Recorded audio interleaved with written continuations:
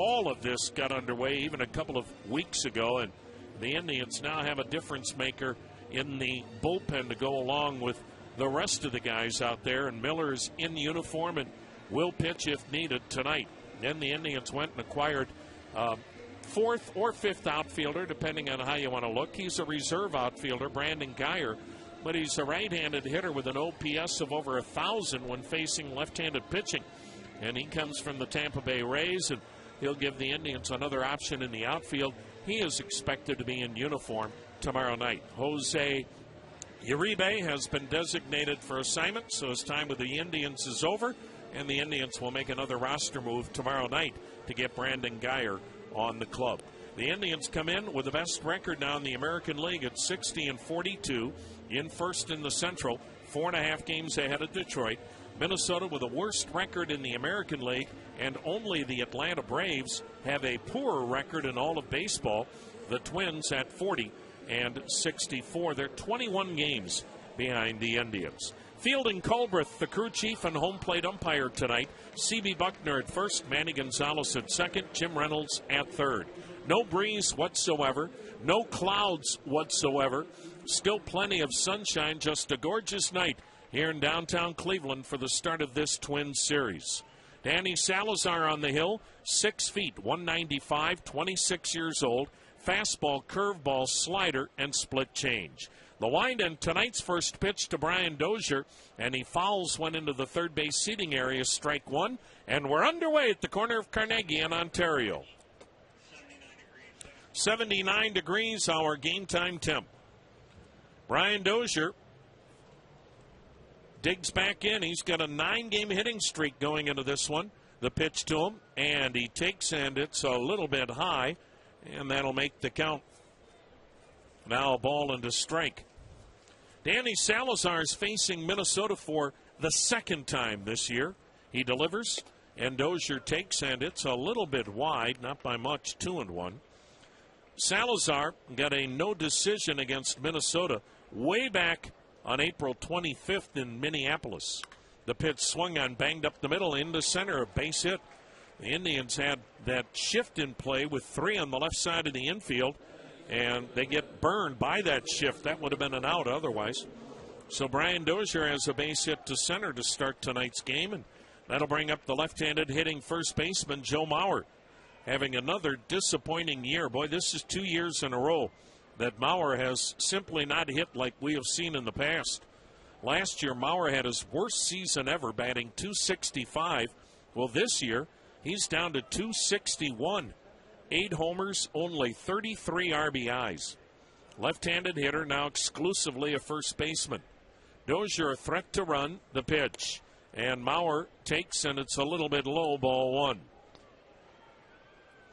Danny Salazar, in the no decision in April, gave up 3 runs in 4 2/3 innings in Minneapolis. This tonight marks his 9th career start against Minnesota. Now the set, now the pitch, and Mauer takes inside 2-0. Lifetime Danny Salazar, 3 wins, 2 losses, a career .363 earned run average against these Minnesota Twins.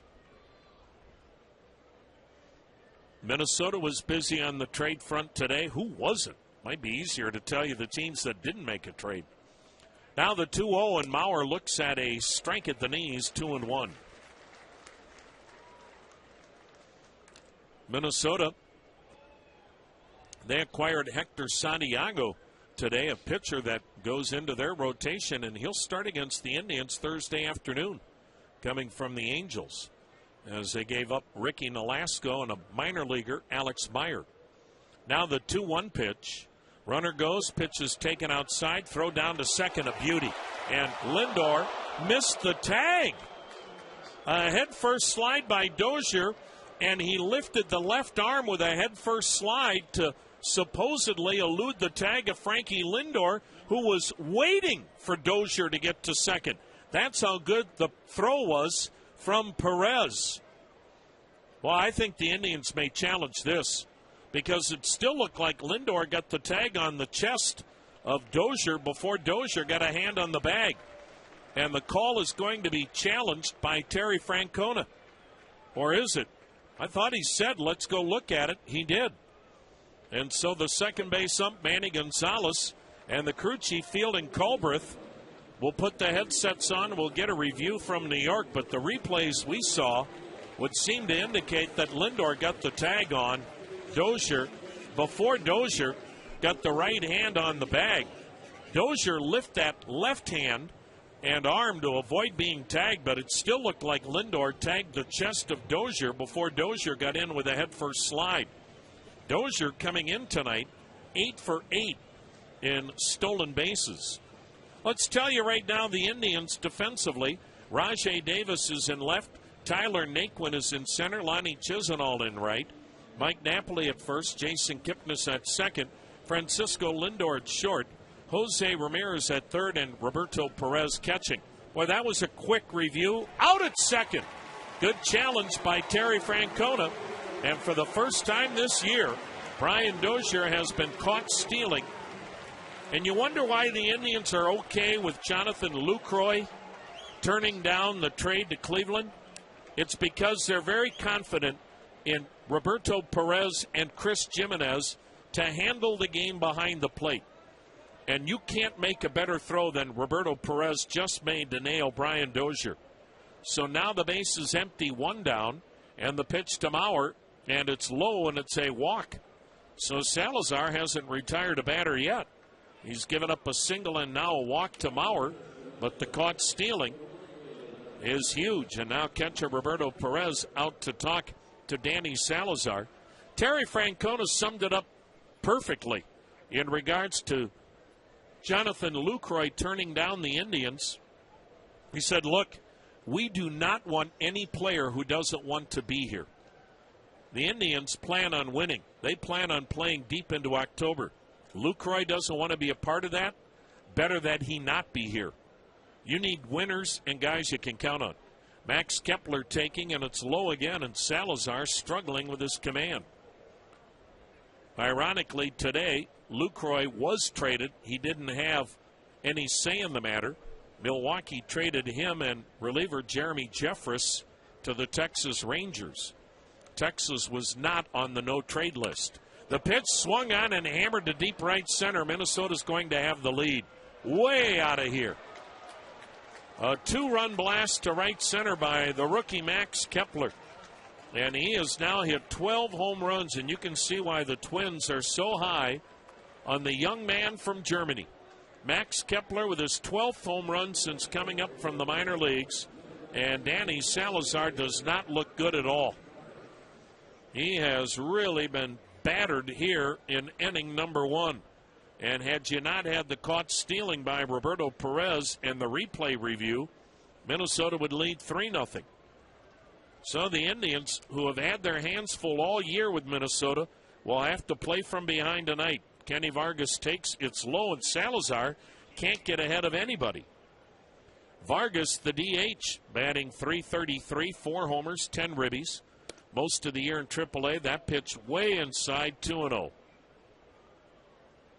So Salazar's given up his 11th home run of the year. Now the wind and the pitch, and it's in there.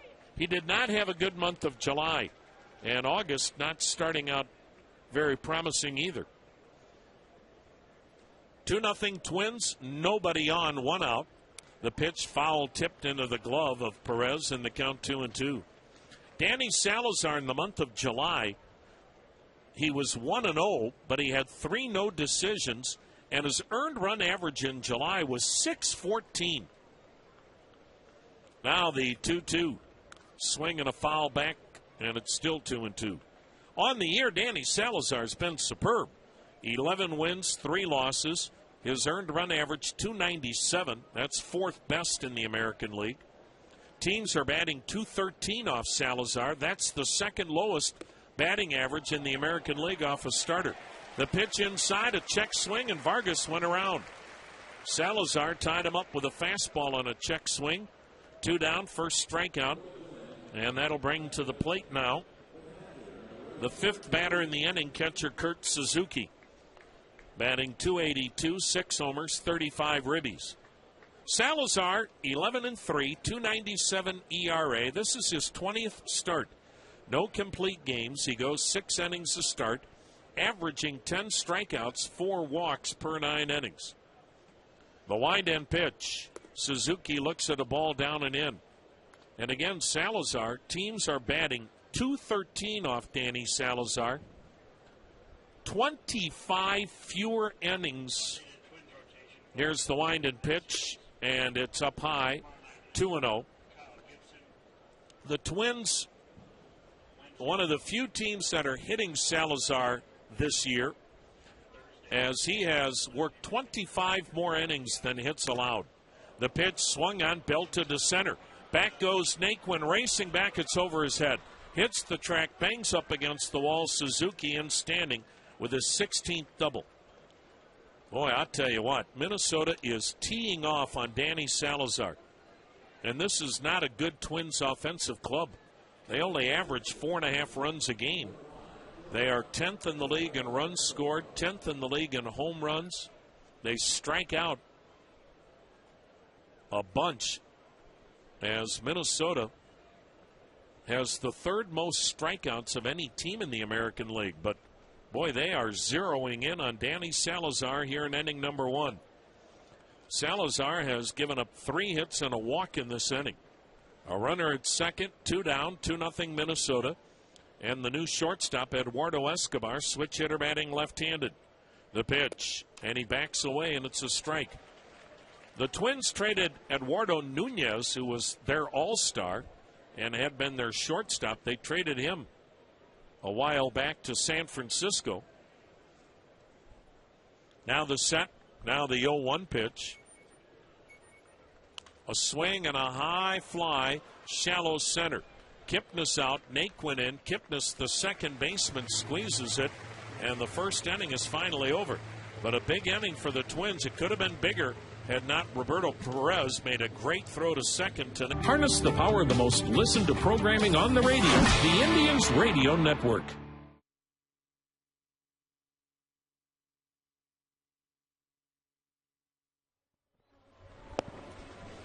Well, the Indians are going to face the young man who made his major league debut against the Indians way back on April 27th. José Berrios. He is a native of Puerto Rico who was just brought back up and will make this start here tonight for the Minnesota Twins as the Twins continue to get even younger. He'll face the DH, Carlos Santana, switch hitter batting left-handed. 2-0 Minnesota. Berrios into the line, and the pitch is swung on, banged foul by Coach Sandy Alomar at first. Berrios has good stuff, a mid to upper 90s fastball, curveball, changeup. 6 feet 187, 22 years of age, most of the year at AAA Rochester. Now the wind and the 0-1. Outside, he missed with it, and the count 1-1. Against the Indians in his major league debut on April 27th, he would go 4 innings, give up 5 runs on 6 hits, walked 2, struck out 5. The pitch is in tight, ball 2, 2-1. He's 96 miles an hour already here in the first inning. Santana in a 1-for-23 slide. The wind and pitch. Swung on, fouled upstairs, 2-2. Berrios has made 4 major league starts this year and hasn't lasted very long in any of them. 5 1/3 innings, the most that he has gone. He went in his final start, May 16th against Detroit, 2/3 of an inning and gave up 7 runs and then got sent back to AAA. He delivers. Santana waves at it, and he struck him out with a 98-mile-an-hour fastball. Wow. Well, he's going to be here for the rest of the year. The Twins are trying to find out as much as they can about their young players because this has been such a lost season. Season has gone so bad it cost Terry Ryan his job as the general manager, and he's one of the best baseball people you will ever come across in the game of baseball. Here is Jason Kipnis, left-handed hitting second baseman. The wind and pitch. Kipnis bangs one foul, again by Coach Sandy Alomar, strike 1. Danny Santana is in left, Eddie Rosario in center, and Max Kepler in right. Joe Mauer at first, Brian Dozier at second, Eduardo Escobar at short. Jorge Polanco at third, and Kurt Suzuki the catcher. Minnesota dead last in the American League in defense. Kipnis takes the strike, and the count 0-2. Kipnis batting .400 over the last 17 games. One of 6 left-handed bats in the lineup tonight. Berrios working quickly. Here it comes. And Kipnis grounds one to the second baseman. Dozier will throw him out. 2 down. So Jose Berrios, in his 4 major league starts in April and May, was 1-1 with an ERA of 10.20. He only worked 15 innings in those 4 starts. He gave up 17 runs on 20 hits. He walked 12. However, he struck out 20 in 15 innings. So he has good stuff. It's all about command and, well, just finishing it off. Here's Frankie Lindor, 2 down, 2-0 Minnesota. Puerto Rico against Puerto Rico, and these 2 young men know each other.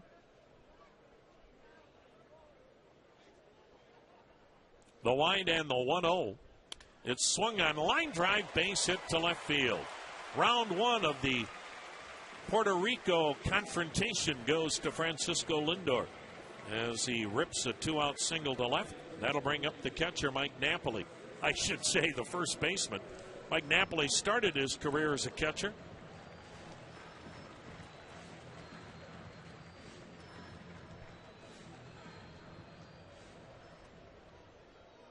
Drive down 2-0, a runner on, 2 down. If you break down Jose Berrios' first 4 major league starts, he averaged 12 strikeouts and 7 walks per 9 innings. Napoli takes off speed. It's in there, a strike. So we'll see if he's better this time back. His last appearance in the big leagues was May 16th. He's been at AAA with the exception of those 4 major league outings. Toss over to first, and back is Lindor. Now, at Rochester, Berrios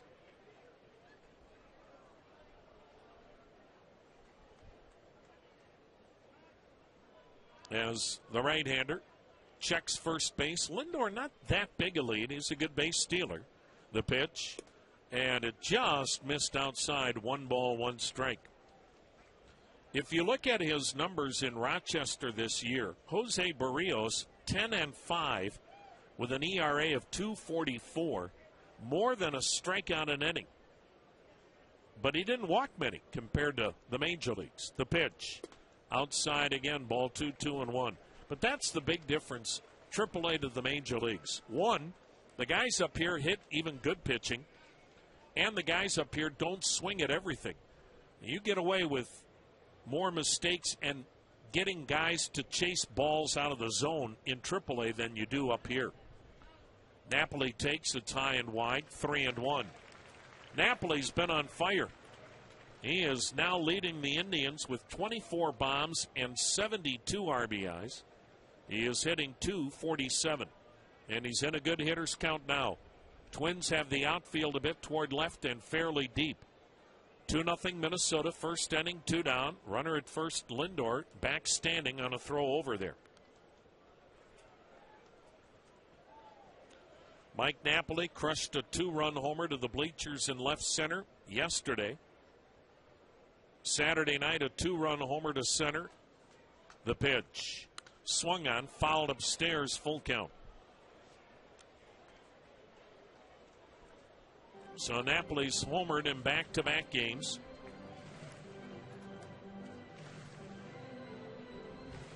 Lindor will be off at first with 2 down on this 3-2 pitch. 2-0 Minnesota with the lead on the 2-run blast to right center by Max Kepler in the top half of the first. Now the payoff, and it hit him. Looked like he tried to throw a curveball that just didn't do anything, and it hit Napoli high on the left arm. He didn't even flinch. You could hit Napoli with a sledgehammer over the head and he wouldn't flinch. So Napoli is down at first. Lindor advances to second. And here's the Indians' best clutch hitter, Jose Ramirez. He is now 4th in the American League, batting .367 with men in scoring position. And there's a runner in scoring position right now. That's Francisco Lindor. He is down at second. Napoli at first. Tribe down 2 with 2 down in the first. Ramirez will be the full-time third baseman now. The pitch to him, and it's outside corner strike with Juan Uribe being let go today. Ramirez now, his outfield days are pretty much over. He'll primarily play third every day, and he can also still play second and short, but they'll keep him on the infield. The pitch, up high, ball 1, 1-1. Juan Uribe designated for assignment. And then another move coming tomorrow with Tampa Bay outfielder Brandon Guyer joining the club. Now the 1-1 pitch. Down and away, a changeup, 2-1. Jose Ramirez batting .293, 5 homers, 42 ribbies.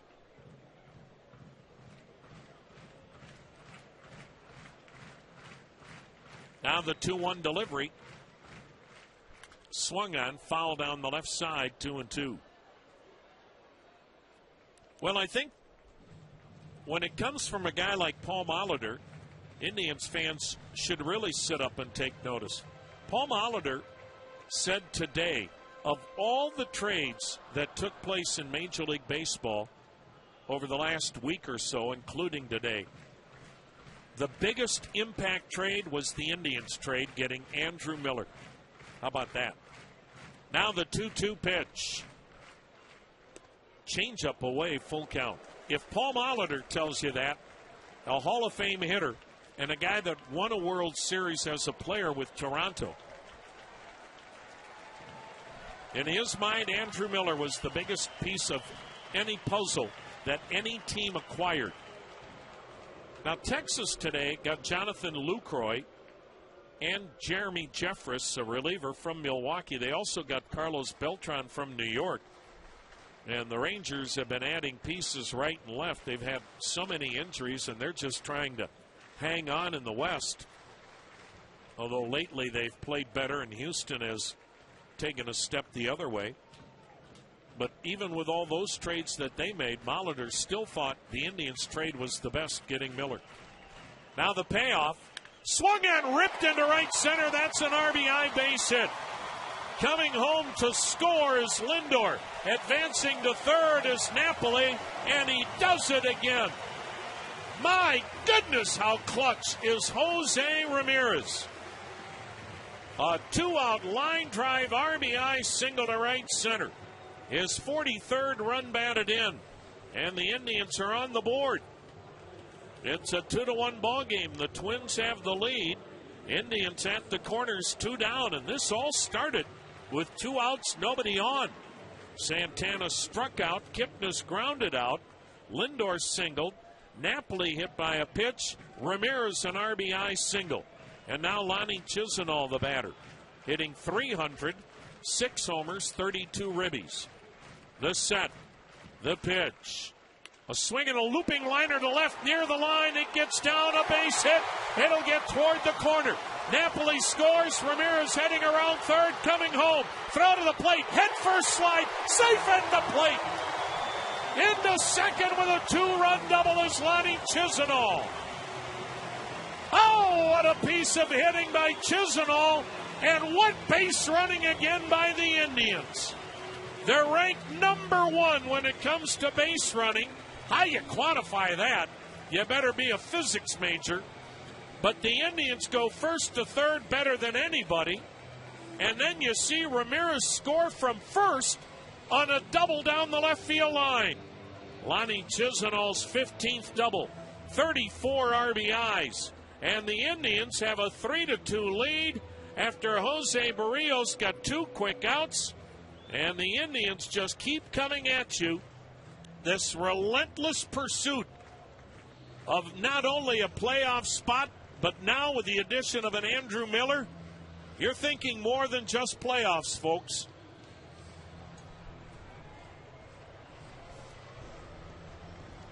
Well, a brief meeting on the mound with pitching coach Neil Allen.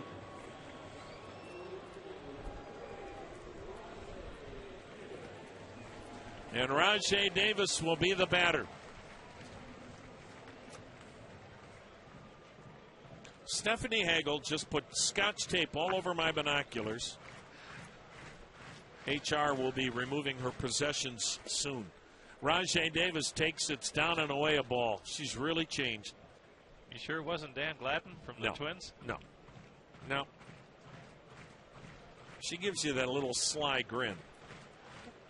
Very disappointing. Rajay Davis takes down low. Nice backhanded pick by Kurt Suzuki.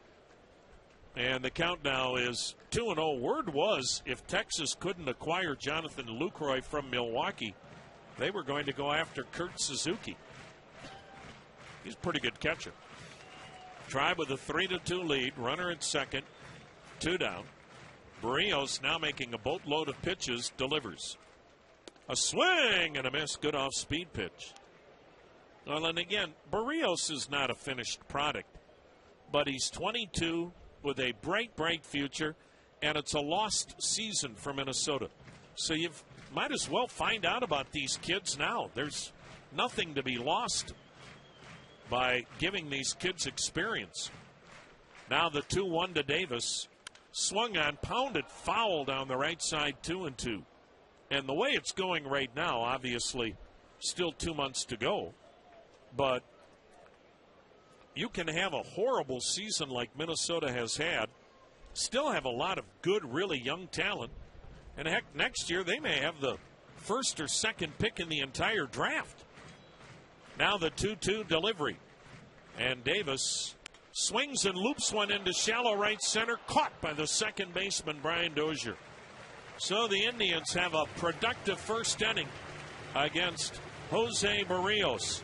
And after trailing 2-0, 2 outs, nobody. Let's see if Danny Salazar can settle in. Bottom third of the order, and Eddie Rosario takes the strike. He was an outstanding rookie left fielder last year. Things were going so bad this year, they sent him back to AAA. Since he's come back, he's played pretty well. Rosario backs away from a pitch down and in, 1-1 the count.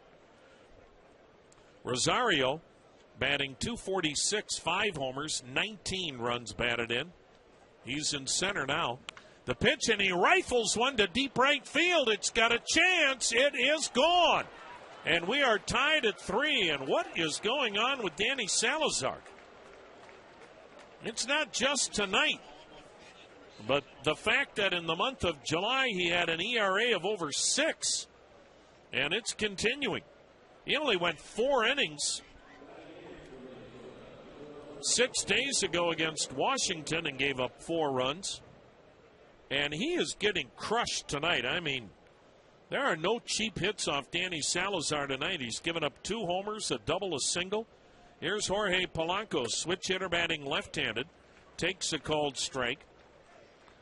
You've got a rarity in tonight's ball game in that Salazar delivers and the pitch foul down the left side, 0-2. Each team tonight is loaded with switch hitters. The Indians have 3 switch hitters in the lineup tonight, and the Minnesota Twins have 4. 7 switch hitters in this game. Polanco, a switch hitter, lines one to right, but right there to make the chest-high catch is Chisenhall. Well, Polanco can't hit a ball much harder. Here's Danny Santana, switch-hitting left fielder, batting left-handed. Hitting .246, 2 homers, 19 RBIs.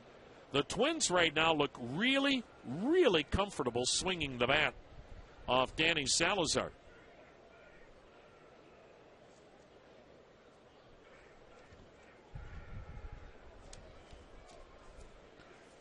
A little bit of a breeze now as the pitch from Salazar is in there, a called strike.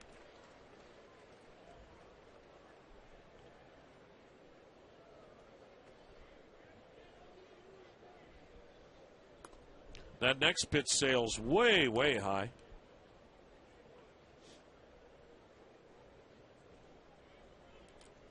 One ball, one strike. Santana, a .246 hitter, couple of homers, 13 ribbies. He backs away from a pitch down and in. And the count now 2-1. Salazar just struggling to find it. into the windup. And the pitch to Santana. And he fouls it off into the Twins' first base dugout. 2-2. Hey, the Twins are in town now through Thursday. $10 bleacher seats are available for all of the games at Indians.com. Now the wind by Salazar, the pitch. A swing and a miss. Santana chased one down and in. Second strikeout for Salazar. Santana's out number 2. That'll bring up the leadoff man, Brian Dozier. Started this game smoking a single to center. So the Twins now have tied the game at 3, second inning. Minnesota, for whatever reason, has really had the Indians' number here, not only this year but last year. First pitch is a strike. The Twins are 17-11 against the Indians this season and last. That's their best record against anybody in the Central. The 0-1 down and away. The Indians obviously are 11-17 against Minnesota, and that's the Indians' worst record against anybody the last 2 years in the AL Central. Now the wind, the pitch, a little bit low evidently. 2-1 the count. Brian Dozier, his name was mentioned in trade talk, but he is still with Minnesota. An all-star a year ago. He's their leadoff hitter, and he leads Minnesota in home runs and in RBIs. You don't see that very often. The pitch to him, and he waves at it. 2-2. Salazar now starting to mix his pitches up a little bit. Hey, next time you're looking for Indian seats, get the StubHub app. Great seats, the best seat for your buck. At StubHub's app. Find it today. Now the 2-2. Just missed outside with a 97-mile-an-hour heater. Doesn't seem to be a real big strike zone tonight, but Fielding Culbreth is the same for both. Indians put 3 on the left side of the infield. Dozier bangs it by the third base coach, Gene Glynn. Paul Molitor's first base coach, a former Twins catcher, Butch Davis. A lot of ex-Twins. Eddie Guardado, the bullpen coach. Tom Brunansky, the hitting coach. Now the pitch, a swing and a miss. Looked like that might have been that split change at 88 miles an hour. Dozier, the third strikeout of the night for Santana, but 589-9966.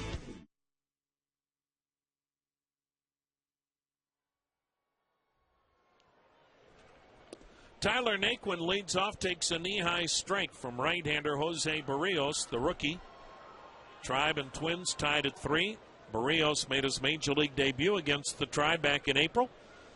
Naquin, 7 for his last 14 cuts and misses, and the count 0-2. Naquin having a tremendous rookie year, batting .335, a dozen homers, 32 RBIs. What's amazing are the home runs. The wind and the pitch, Naquin fouled it off. He went upstairs and got a good fastball. And that's a pitch teams try to get him out with, the high heat. You look at Naquin, and he never hit more than 10 home runs in the minor leagues. And he has 12 in part of his rookie season. Now the wind by Berrios, and the pitch swung on, rolled to second. To his left or toward first is Dozier. The second baseman throws out Naquin. 1 down. Here's catcher Roberto Perez. Roberto Perez is 2 for 25, but he is starting to swing the bat better. And he'll be the first guy to tell you, look, he didn't have enough at-bats on injury rehab after that fractured thumb and ligament damage that required surgery. The injury that took place when we were in Philadelphia in April. But he had to come off the DL once Yan Gomes separated the shoulder. So even though he hadn't had enough at-bats to really get sharp again, he was back in the big leagues as he takes a strike. And he has been swinging the bat better and better. And he showed tonight he can throw with anybody. Now the wind by José Berrios, the 0-1. Curveball, wow, that was a good one. 0-2. And the key now for the Indians they're fine catching-wise. The key for any catcher, make that guy on the mound the best he can be on that given day. And Jimenez, Perez, and Gomes all do it very, very well. That pitch is high, 1-2. And Terry Francona talked about now the club can settle in again. And guys were a little edgy with the trading deadline and whatnot. It's a natural reaction. They know who their club is now going the rest of the way. Here's the 1-2 pitch. Swing and a high fly ball into shallow right. Dozier's out. Kepler didn't see it at first. Now the right fielder comes in and retires Perez. And as Tito said in the pregame show, now you just try to make it all about us again as quickly as possible with the new guys. Try to get Brandon Geyer and Andrew Miller acclimated, feeling a part of the team. But with this club and the kind of personality that the clubhouse now presents, those guys will get very comfortable very quickly. Carlos Santana takes a changeup outside a ball. Santana struck out his first time up. 2 outs, nobody on. Game tied at 3 in the second. Berrios delivering a swing and a miss. Another changeup. And the count 1-1.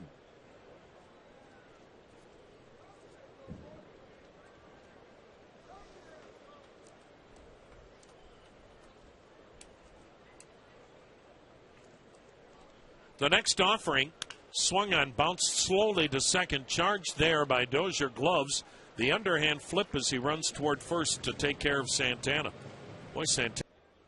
It's a 3-3 game. We go to the third. The number 2 hitter, Joe Mauer, walked and scored in the first. Danny Salazar's pitch is a fastball strike. Well, the drama continues with the L.A. Dodgers. If you didn't hear, boy, they made a big trade today. They got Rich Hill and Josh Reddick from the Oakland A's. Bauer fouling it back, 0-2. And Yasiel Puig got to Dodger Stadium today and was informed he was either going to be traded or sent to the minor leagues. Dodgers couldn't find a fit for him. His future's up in the air as Mauer sends a weak fly to shallow left, coming hard, and it drops! Davis couldn't get there.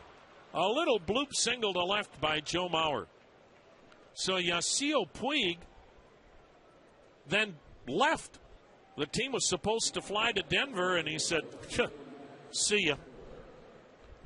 So Yasiel Puig, an awful lot of talent, but it's never really come to fruition, and he is a powder keg. Here's Max Kepler, blasted one.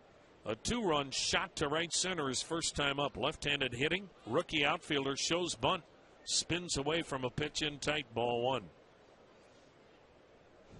Ross Atkins, the general manager of the Toronto Blue Jays, said today they are going to move Aaron Sanchez to their bullpen because the rookie's innings are just higher than what they want.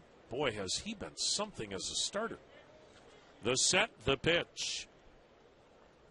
Inside again, 2-0. Aaron Sanchez leads the American League in earned run average at 271.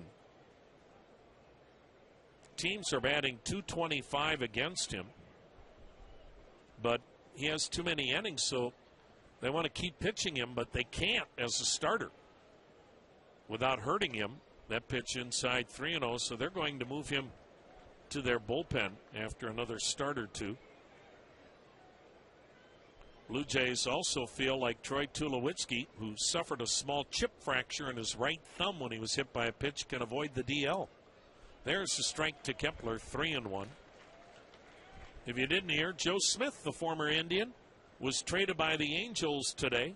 Chicago Cubs get even more help for their bullpen. Now the set. Now the next delivery. Kepler with another hammer job to deep center. It's got a chance. Gone. Kepler, a dead shot to center. His second 2-run homer in this game. And it's now 5-3 Minnesota. And I mean, Minnesota acts like they know what pitch is coming tonight from Danny Salazar. I mean, they are swinging from their heels. Makes you wonder, is Salazar tipping off his pitches? Max Kepler with a pair of 2-run home runs, and it's the second time in his rookie year he's hit multiple home runs in the same game. And 3 home runs off Salazar tonight, who prior to tonight had 1 game this year where he gave up 2 home runs. Otherwise, he'd not given up more than 1 home run in any start this year, and he's given up 3 home runs tonight. Kepler with a pair and 4 RBIs, and Minnesota leads the Indians 5-3, and the Indians' bullpen is busy. Right-hander Austin Adams is getting ready. The Indians have an 8-man bullpen tonight with the addition of Andrew Miller. And if you missed the manager's show, Andrew Miller and Cody Allen, depending on the matchups, will close games. Kenny Vargas, the switch-hitting DH, takes low ball 1. Both guys have been closers this year and in the past. Now the line in the 1-0. Inside again, 2-0. But again, with Andrew Miller and Cody Allen, now you have that luxury of, hey, see how the lineup shakes out to determine who pitches when. That pitch is in there, strike 2 and 1, and both are fine with it. Both have said, I'll pitch whenever you need me. Now the wind by Salazar and the 2-1. A swing and a foul through the first base coaching box, 2-2. And that's not just lip service. Both of them have proven that in their careers. Cody Allen before he was Indians closer, and then as he was easing into that role, and Miller more recently with the Yankees. 5-3. Minnesota has scored in all 3 innings tonight. They've hit a home run in all 3 innings tonight. The next offering, it's sliced foul into the third base seating area. 2-2, and Danny Salazar's just not getting any swings and misses here tonight.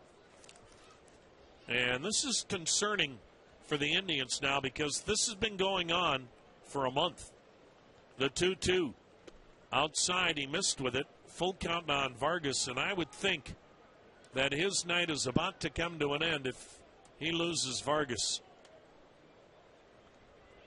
The payoff, ball 4, it's up high, and Vargas is aboard, and here comes Kurt Suzuki. Second walk by Salazar. Still nobody out in the inning. A single, a homer, a walk. Twins lead at 5-3, a runner on, nobody out. Adams may not be ready yet, but here comes Terry Francona. It's a pitching change. Yikes. Danny Salazar has easily his shortest outing of the season. Prior to tonight, Danny Salazar's shortest outing was his last outing, 4 innings against Washington. Tonight he goes 2 innings, works here in the third but doesn't get anybody out. Is on to work for the Indians as Danny Salazar has his shortest outing of the season. 5-3, Minnesota has the lead. Austin Adams makes appearance number 14. No decisions, an ERA of 5.40. This is why Terry Francona likes having an 8-man bullpen. Every once in a while, you'll have a night like this where you don't get a long start from your starter. But the bullpen with an 8-man committee tonight. First pitch in tight to Kurt Suzuki. Righty-righty matchup. Adams fastball slider change. Suzuki double to center his first time up. The Indians will have to figure out what's going on here with Danny Salazar. The pitch, a swing and a tapper foul. Third base side, 1-1. Salazar has good velocity, but again, what would I know? Well, we know that, nothing. But I don't know that he could be tipping his pitches or what, Rosie, but Minnesota looked like they knew what was coming. Every time there was a fastball, they were on it, and we didn't see as many of those split changes, at least near the strike zone, enough to get a chase tonight. Now the pitch to Suzuki, and he swings and skies this one. Shallow left, Lindor's out. The Indians shortstop is under it, not far from the foul line, and that's out number 1. Here's Eduardo Escobar. Popped to second his first time up. He'll bat left-handed.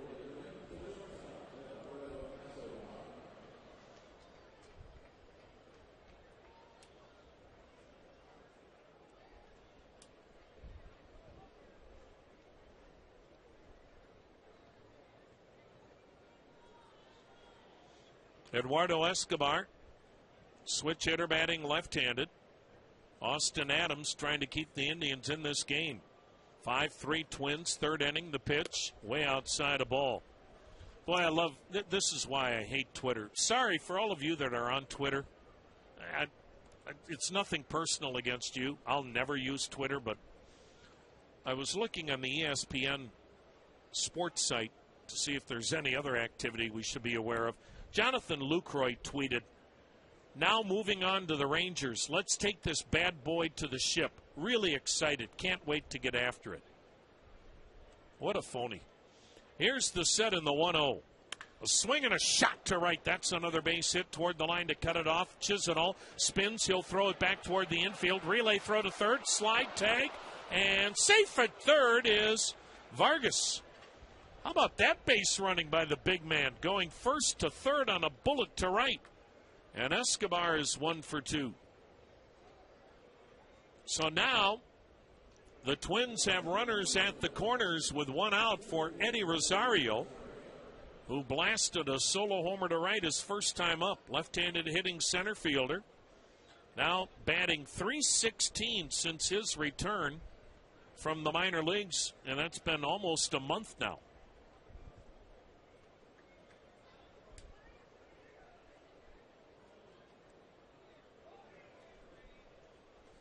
So the Indians play the infield at double play depth. The outfield pretty much straight away, medium deep.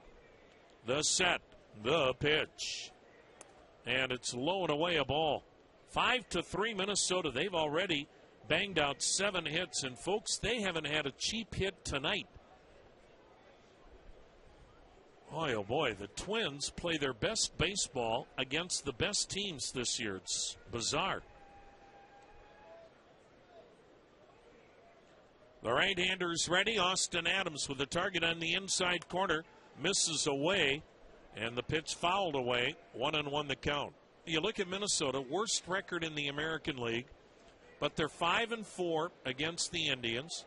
They're 3-4 against Boston. They're 5-2 against Texas. Figure that one out.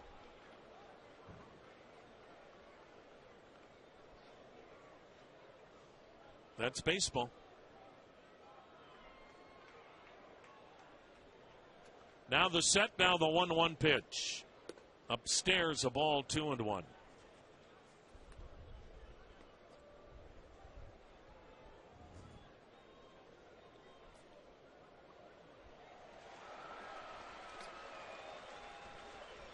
Twins trying to blow it open. They lead 5-3 on the 2-run homer to center here in the third by Max Kepler. His second 2-run homer. The pitch fouled back in the count, 2-2. Just to kind of give you a roundup here, Baltimore acquired Steve Pearce from Tampa Bay today. And all of these guys, I'm not going through the minor league players that got traded. You wouldn't know them anyway. None of us do. Minnesota traded Fernando Abad to the Boston Red Sox. He's a pretty good left-hander out of the bullpen. Told you about the Cubs getting Joe Smith from the Angels. How about J.B. Shuck? He was having a really good year with the White Sox. They sent him to AAA today. The Reds finally traded Jay Bruce. He's been rumored to be traded about 10 times in the last 2 years. Jay Bruce got traded today by the Reds to the New York Mets. Now Austin Adams is ready in the 2-2. High, full count. Houston traded starting pitcher Scott Feldman to Toronto. And then they traded Josh Fields to the Dodgers. Toronto traded Jesse Chavez to the Dodgers. Here's the set by Adams. Payoff pitch. Runner at first goes. It's high. Ball 4, and they're loaded up. Oh, boy. Rosario has walked. The bases are loaded for the Twins. And Adams will face the switch-hitting Jorge Polanco, who lined out to right. The Twins, told you about them earlier. They traded Ricky Nolasco and Alex Meyer to the Angels for Hector Santiago, and the left-hander will start against the Indians on Thursday. Milwaukee today traded reliever Will Smith to San Francisco. Then they traded Jonathan Lucroy and Jeremy Jeffress to Texas. Bases loaded, 1 out, Twins up 5-3. Here's Polanco. The set by Adams, the pitch. A swing and another drive deep to left center. Naquin's never going to get there. This ball hits grass and goes to the wall, and everybody's going to score. On his way to third, Polanco, the throw there, and he's in sliding with a 3-run triple. My goodness. That ball was a fly ball to the gap in left center that hit grass and then rolled to the wall, and Polanco can really run. And the Twins have scored 5 times in the inning, as Vargas, Escobar, and Rosario all scored on the 3-run triple. And it's an 8-3 Minnesota lead here in the third inning. Wow. Boy, the euphoria of the Andrew Miller trade losing a little luster right now, unless the Indians can win a slugfest here tonight. Here's Danny Santana batting left-handed, switch-hitting left fielder. Infield is pulled in. Adams pitch, and it's in there, a called strike. The Yankees today traded Carlos Beltran to the Texas Rangers, traded Ivan Nova to the Pittsburgh Pirates. Now the set, now the 0-1. Swung on a chopper to the shortstop. Lindor behind the mound, checks the runner at third and holds Polanco and throws out Santana. That's a big out, 2 down. The good news for the Indians is it's only the third inning, but the bad news is they're already down 5. 8-3 Minnesota with a 5-run third and the 9th man to bat. The leadoff hitter, Brian Dozier, 1 for 2 with a single. Josh Reddick and Rich Hill, mentioned them, traded by Oakland to the Dodgers. Pittsburgh traded Jonathan Neese to the New York Mets. And then they got Drew Hutchison from Toronto because Pittsburgh traded Francisco Liriano to Toronto. There's a first pitch strike. I mean, people going back and forth and all over the place. How about San Francisco then, which was kind of an interesting trade? Here is the set. Here is the 0-1. A swing and another line shot to left. Davis started in, goes back, reaches up, recovers, and grabs it. Oh, what a recovery.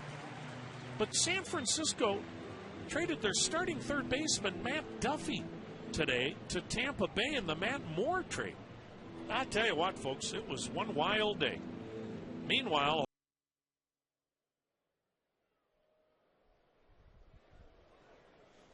well, the Indians now have a 5-run deficit to try to climb out of. And leading off the bottom of the third, Jason Kipnis takes a strike from the rookie right-hander, Jose Berrios. 8-3 Minnesota. Kipnis grounded out his first time. He takes down and away. Changeup missing. And the count 1-1. Well, Berrios has had tough times in the major leagues. Let's see if it continues. The pitch, and Kipnis pops it up. Into shallow left center, the shortstop Escobar will retire Kipnis, 1 down. Now Francisco Lindor singled and scored in the first.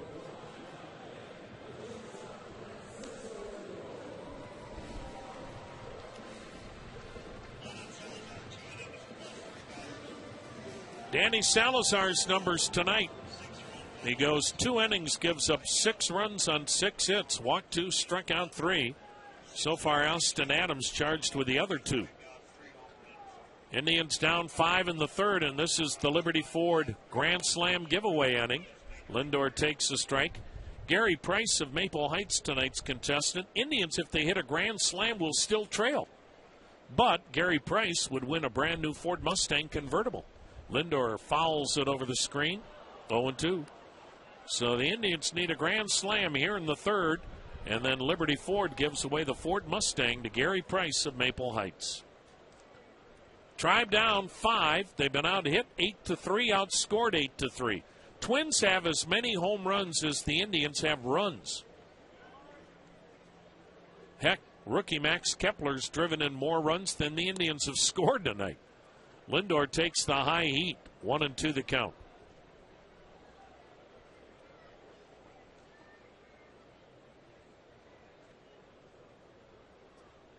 The next delivery, changeup away, 2-2. Jose Berrios was a first-round pick by Minnesota 4 years ago. That's the same draft.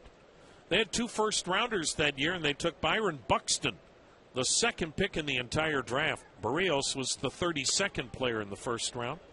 That pitch sails high, full count. That's a pretty good draft, although Buxton's been a disappointment. Right now, Buxton's hitting $199 when he's been on the big league club. Now the wind and the pitch. A swing and a foul back. Still a full count. Twins have a lot of good young talent, and they had a surprising 83-win season a year ago. Stayed in contention for a playoff spot until the final week. But boy, have they taken a massive step back this year. And that young talent has not progressed. Now the payoff pitch. Swung on a little soft liner to left, but it's right there at Santana, 2 down. That'll bring up Mike Napoli, hit by a pitch and scored. Big inning here for Berrios. He was given a 2-0 lead in the first. Indians scored 3. Then the Twins tied it in the second, and then they took the lead here in the third with a 5 spot. Big for him to come out, keep the momentum, and throw up a 0. 8-3 Twins, third inning, 2 outs, nobody on for the Tribe. The wind by the right-hander, the pitch to Napoli, and it's a little outside, ball 1.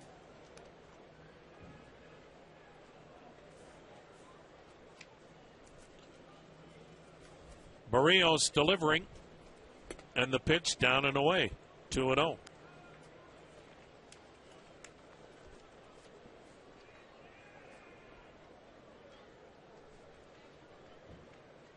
The next offering, swung on, skied, foul, first base side, souvenir time, and a 1-1 count.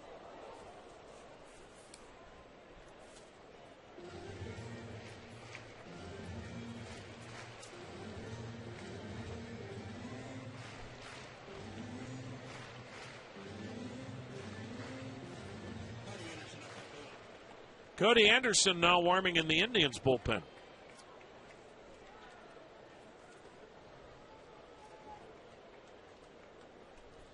Here's the wind and pitch. Napoli again skies one, this time into shallow right. Mauer out, Dozier out. Mauer in foul ground. The first baseman grabs it. And Berrios is set down 7 straight. And the Twins lead the Indians. As the starter, Danny Salazar worked 2 innings plus 3 batters in the third, allowed 6 hits and 6 runs. Austin Adams finished up the third inning, allowing 2 hits and 2 runs. It has not been a good night on the mound so far for the Indians, and they find themselves down by 5 heading to the 4th inning. Jim Rosenhaus along with Tom Hamilton on a great baseball night downtown. Our game time temperature tonight was 79 degrees.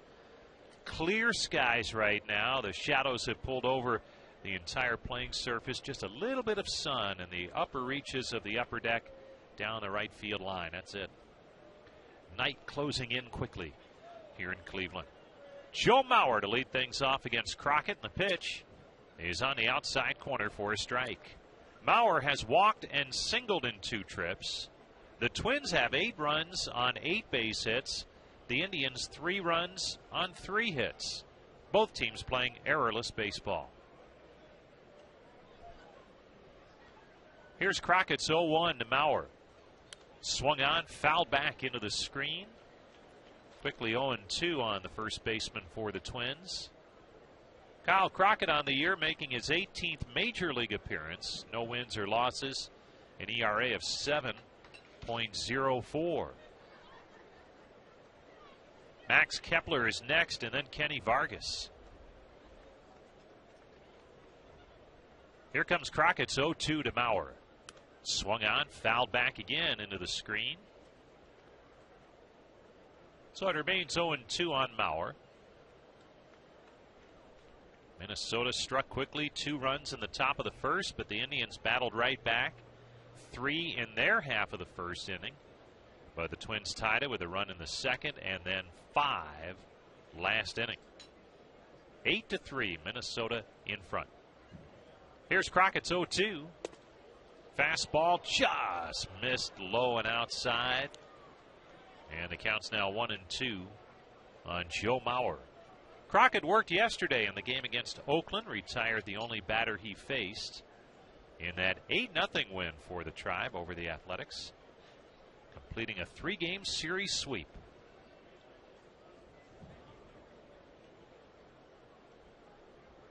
Now Crockett's into the line. Here comes his 1-2 pitch.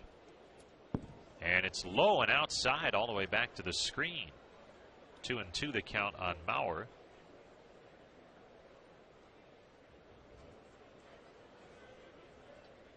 Crockett's had 2 major league call-ups this season after beginning the year with AAA. Columbus was called up at the end of April, sent back in late May, and then called up again after the All-Star break. He's into the windup. Here's his 2-2 delivery. Breaking ball up and in. And the count's now 3-2 on Mauer. Since his return from AAA, Cal Crockett's retired 11 of the 12 hitters he's faced. Now he's on there now facing Joe Mauer. Max Kepler is next. That's another left-handed batter. Then a switch hitter in Kenny Vargas. Here's the payoff pitch. Swung on, line to left. That'll get down for a base hit. Near the line, cutting it off is Davis. He bobbles it, picks it up, but while he was bobbling the baseball, Joe Mauer took off for second, and he'll get credit for a double. May have gotten there anyway, but Davis lost all chance when he couldn't handle the baseball clean, getting over there near the foul line and left. Well, it's been that kind of night for the Indians. Not much going smoothly here tonight at all. So a leadoff base runner in scoring position for Max Kepler, who has been up twice, homered twice. A 2-run blast in the first inning, another 2-run shot in the third. Now with 13 on the season.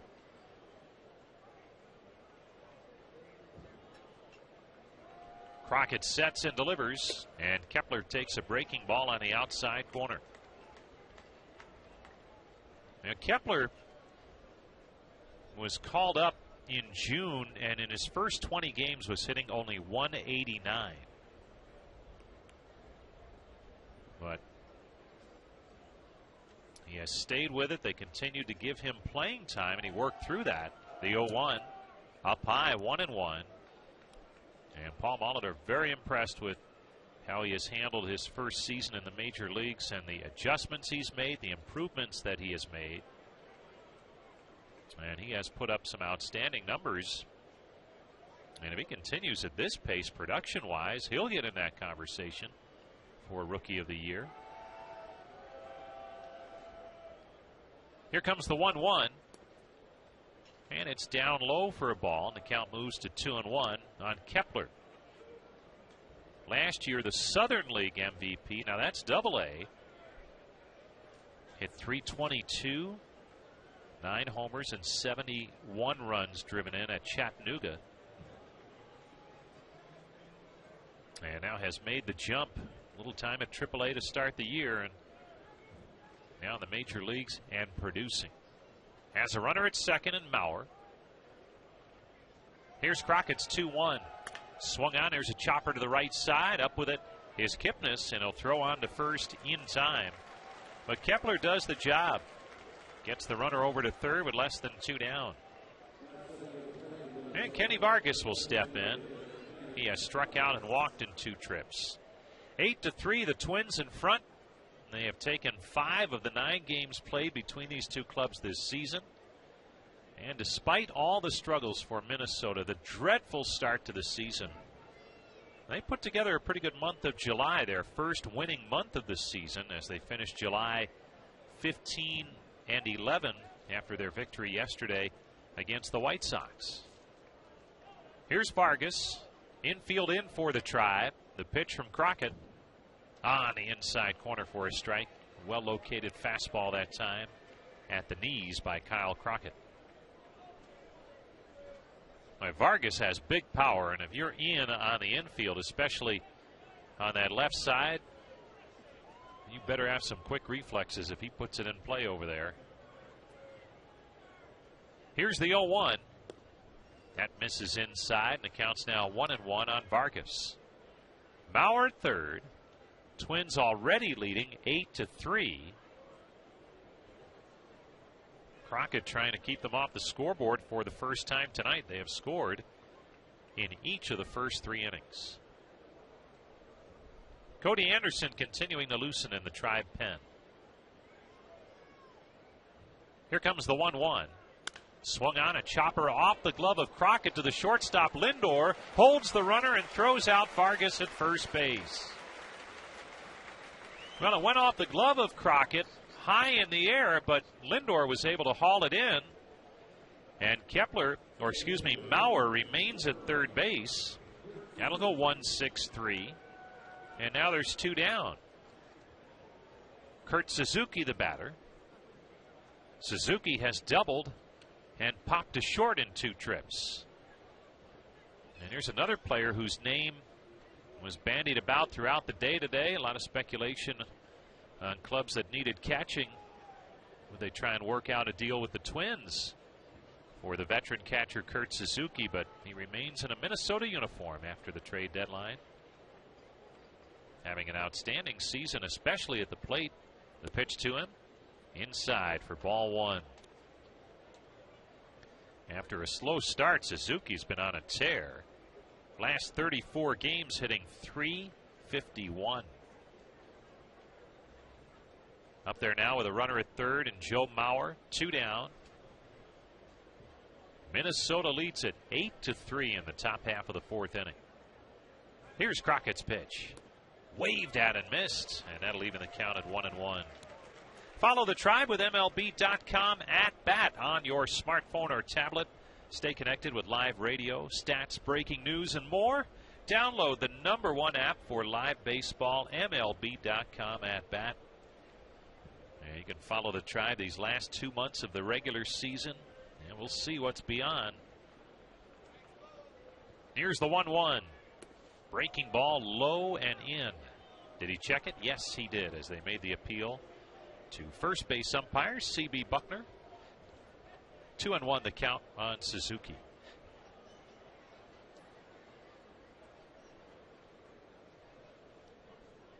Outfield plays it straight away, shallow in center. Tyler Naquin, generally, from what we've seen this season, has played a shallow center field.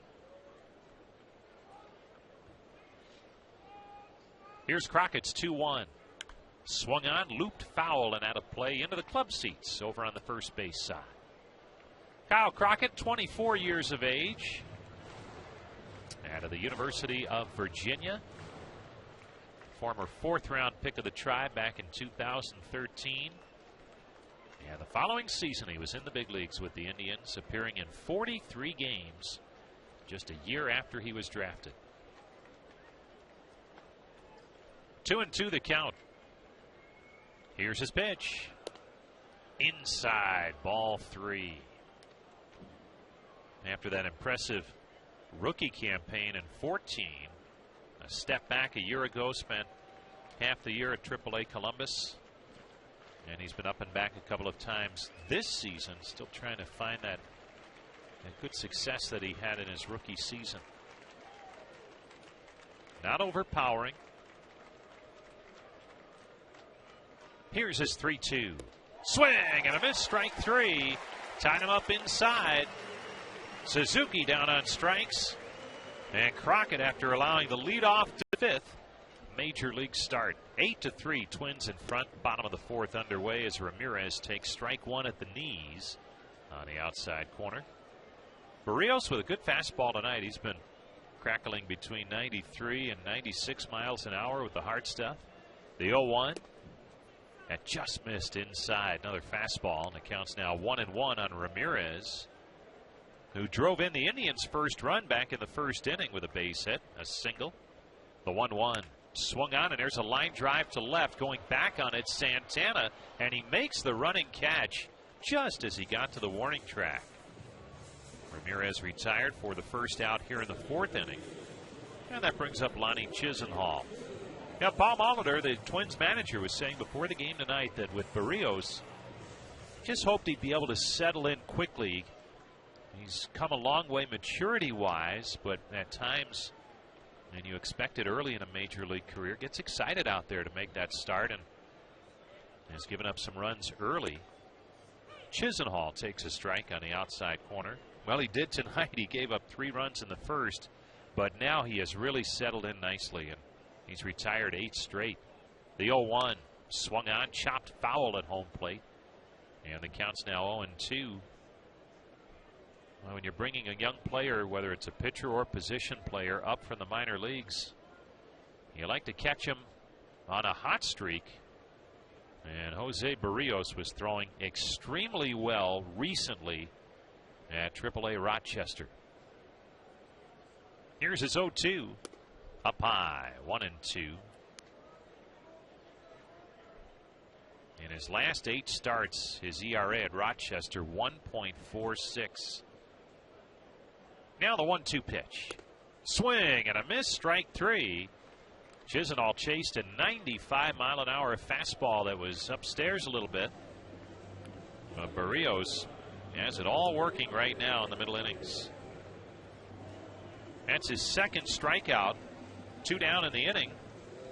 And here comes Rajai Davis for the try. Indians baseball brought to you by Proactive. 1995 gets you Proactive, plus a rotating deep cleansing brush. Davis takes a pitch up high for a ball. With Proactive, you are guaranteed to get clear and stay clear, or your money back. Here's the 1-0. Swung on, lined foul. First base side into the seats.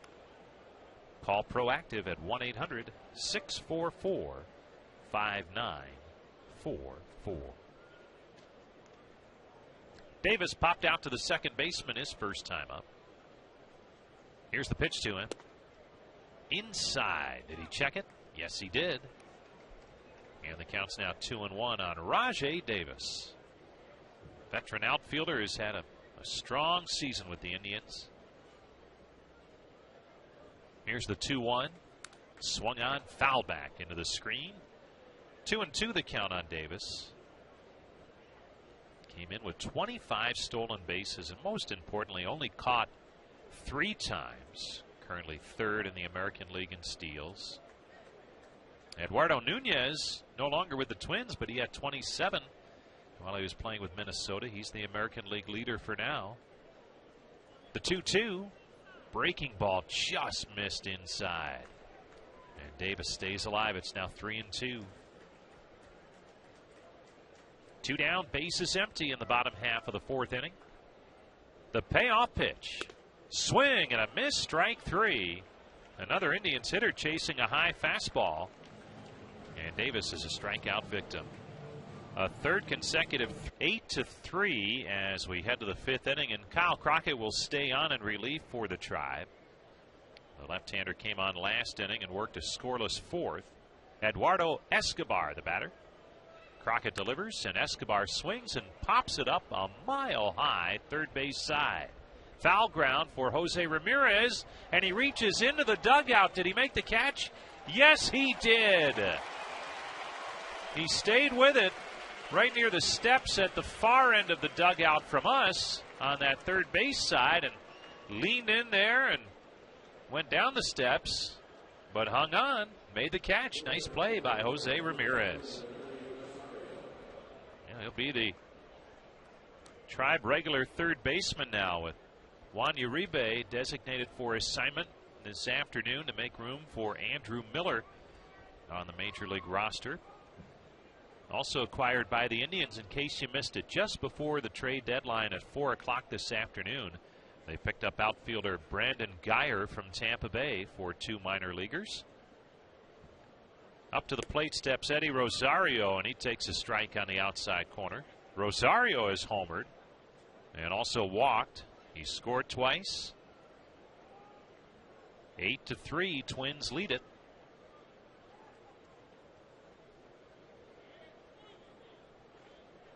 Now the 0-1 from Kyle Crockett. Swung on, bouncing ball to short. Up with it. Lindor throws to first in time. 2 up, 2 down for Minnesota here in the 5th. Brandon Guyer this season for the Rays in a platoon role was hitting .241 with 7 home runs and 18 runs driven in. In his career, major league career, a .255 hitter. All of his major league games have been with Tampa Bay after originally being drafted by the Cubs. Here's Jorge Polanco with 2 down, bases empty. The pitch to him, low and in for ball 1. Tribe trailing by 5 here in the 5th. Kyle Crockett trying to give some innings here in long relief. The left-hander's into the line, and here comes his pitch to Polanco. That's a strike on the inside corner to even the count at 1-1. Polanco with a huge hit in this game. With the bases loaded, he tripled back in the 3rd inning. And that really opened things up for Minnesota. Now the 1-1 from Crockett. Breaking ball, low and inside. And he checked his swing, did Polanco. Polanco's also lined to right. 2-1 the count. The 3rd baseman for Minnesota, Jorge Polanco. Outfield plays him straight up, same with the infield. Here comes Crockett's 2-1. Way inside. 3-1. Went with a fastball that time. And for Crockett, fastball generally in that 89 to 91 mile an hour range. A little bit of deception from the left side.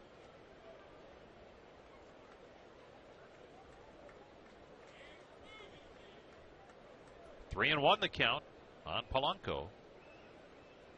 In there from the right side, first time tonight. The 3-1 pitch. Swung on, line to right. Chisenhall gives it a run. He dives and he can't make the play. The ball gets by him. It's up against the fence. Rounding second, on his way to 3rd is Polanco. And Polanco slides in safely with his 2nd triple on the night. This one comes with the bases empty. But a big night going just the same for Jorge Polanco. With a line drive, a sinking line drive to right. Chisenhall laid out for it, but just could not get his glove on it, and it got past him, and that opened the door for Polanco to race all the way to 3rd base. So the first 2 triples this season for Jorge Polanco. Now he's at 3rd for Danny Santana. Another switch hitter who bats from the right side for the first time. Twins lead it 8-3 here in the top half of the 5th inning. Here's the pitch, and it's outside for ball 1.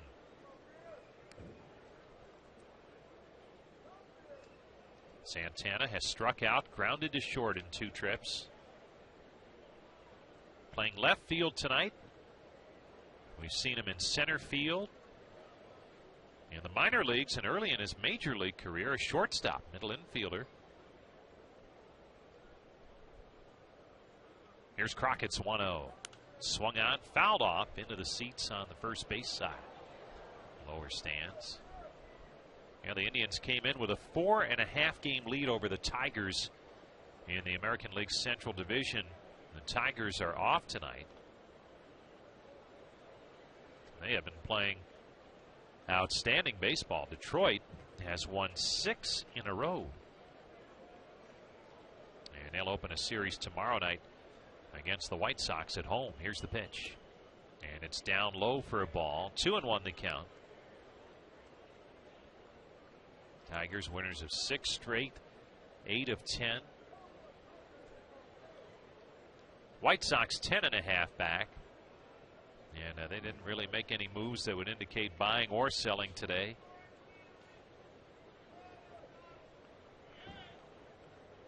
Here's the 2-1. Low and in, almost hit him again. And it's now 3-1.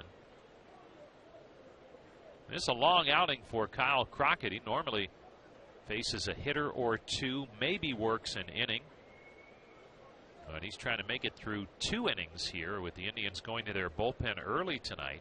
Danny Salazar only lasted 2 innings plus 3 batters in the third. And it was Austin Adams to finish out the third.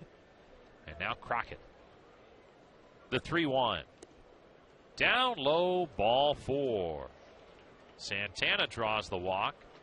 And that's going to be all for Kyle Crockett. Terry Francona's on his way to the mound. Cody Anderson's been warming in the Tribe bullpen. Pitching change for the Indians, and this call to the bullpen brought to you by the Cleveland Clinic. Tribe trailing in the 5th, 8-3. More after this. Get in the game. He's made 3 relief appearances total, 8 starts as well. Overall, the number's 2-4 with an ERA of 7.09. Picked up the win his last time out Friday night when he faced Oakland and worked a scoreless inning. In a game where the Indians came back to win. And Anderson's on now with 2 down, trying to work out of it here in the 5th inning, and then we'll see if we can give the Tribe some length out of that bullpen. Facing Brian Dozier. Dozier's 1 for 3, singled back in the 1st inning. Since then, he has struck out and flied to left. Here's Anderson's pitch, and Dozier swings and skies it to deep right. Going back is Chisenhall. At the track, at the wall, Chisenhall makes the catch at the wall and ends up flat on his back. Wow, what a play by Lonnie Chisenhall, and he paid the price as he hit the wall hard but hung on. And that retires the side. And the Indians have had a tough time with Jose Berrios since the 1st inning. They tagged him for 3 runs in the 1st, but nothing since. Berrios has retired 10 in a row as he goes to work on Tyler Naquin, and his first pitch, a fastball strike on the outside corner. Naquin bounced to second his first time up. Here's the 0-1 from Berrios, and it's swung on and fouled away third base side. 0-2 the count on Tyler Naquin. Time for this week's Mr. Tire Sunday Score Oil Change Special. Final score of yesterday's game was 8-0, so $8 oil changes on Wednesday at any Mr. Tire location. Here's the 0-2. Fastball just missed outside, 1-2. To schedule an appointment, visit MrTire.com/baseball. Another week of $8 oil changes Wednesday and then Sunday. Here's the 1-2. Fastball inside. 2-2 the count. When Berrios holding steady at 95 on that radar gun consistently. So real good velocity on the hard stuff. The right-hander with the 2-2 pitch. Swing and a miss. Strike 3. Got him with a fastball, and that's been the case on each of the last 3 hitters over the last 2 innings. 3 consecutive strikeouts for Berrios. 4 in the ball game, and there's 1 away here in the 5th. Roberto Perez will step in. Hey, Wayside Furniture is once again delivering 3 nights of VIP treatment for Tribe fans. You can win 6 great seats, throw out a first pitch, watch the fireworks and recliners on the field. Here's the pitch to Perez, outside for a ball. To enter, just visit Wayside Furniture in Akron.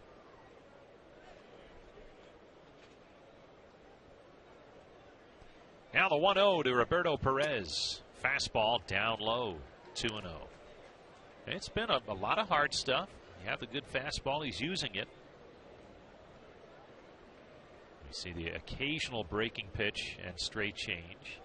The 2-0 swung on, bounced back to the mound. Nice grab by Berrios, who throws on to first in time. 2 up, 2 down for the Indians here in the 5th. Time for the Elk and Elk injury report. For a team of injury lawyers with experience, resources, and results, call 1-800-ELK-OHIO. Nothing new to report on Michael Brantley, still working in the cages, trying to build up that strength in the shoulder and get to the point where he can go out on a rehab assignment, but he's not there yet. Tommy Hunter coming back from the back injury.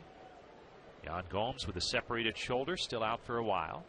Here's the pitch to Carlos Santana on the outside corner for a strike. And it's 0-1 on Santana. Berrios with a real good pace going. Here's his 0-1. Swung on, that's chopped to the first base side. Easy play for Joe Mauer, who grabs it and steps on the bag to retire Santana and the Indians, who go in order for a 4th. We go to the 6th inning. The number 2 hitter, Joe Mauer, facing reliever Cody Anderson. The wind and the pitch, and a fastball strike. The Indians' Danny Salazar had his shortest outing, going 2 innings, giving up 6 runs on 6 hits. Austin Adams yielded 2 more runs in an inning. Then Kyle Crockett's shutout ball over an inning and 2/3. Anderson misses down and in, 1-1. Cody Anderson got the final out in the 5th, but it took a spectacular catch by Lonnie Chisenhall, crashing into the wall in right to end the inning. Twins are really tattooing the Indians pitching staff tonight. Mauer bangs one up the middle into center field, another base hit. So Joe Mauer has 2 singles, a double, and a walk. Mauer was batting .172 against the Indians this year in the first 9 games. Joe Mauer with a 3-for-3 night. Here's Max Kepler. Talk about a night. 2-run homer to right center, 2-run blast to dead center, and a ground out. Rookie right fielder, left-handed hitter, obviously has good power. Mauer, you don't have to worry about him running, and Kepler fouls it upstairs, strike 1. Let's pause 10 seconds for an ID on the Indians Radio Network.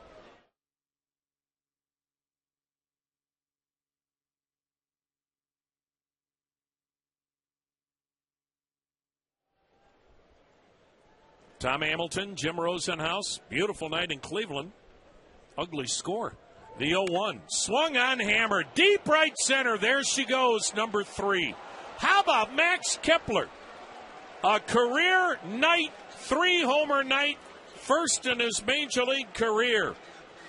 He has had 3 2-run homers, and he almost caught Joe Mauer circling the bases. Wow! Has he smoked the ball. And I mean, all 3 home runs have just been lasers.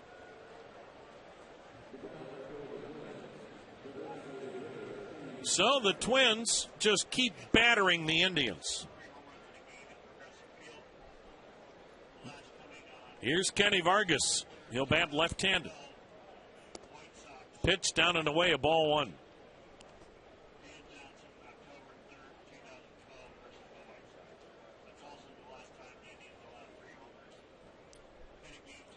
Now the wind and pitch. A swing and a towering fly by Vargas to left. Toward the line is Rajai Davis, drifting back on it, grabbing it. 1 down. Can't believe this, but Dan Johnson of the White Sox, the last to hit 3 home runs off the Indians here at Progressive Field in 2012. Don't even remember it. Vargas out number 1. Here's Kurt Suzuki, 1 for 3 with a double.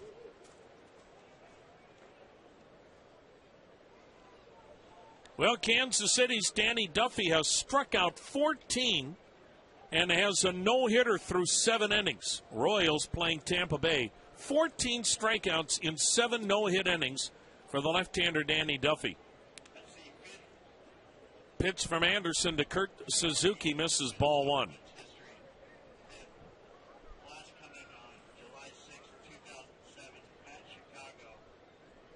The 1-0.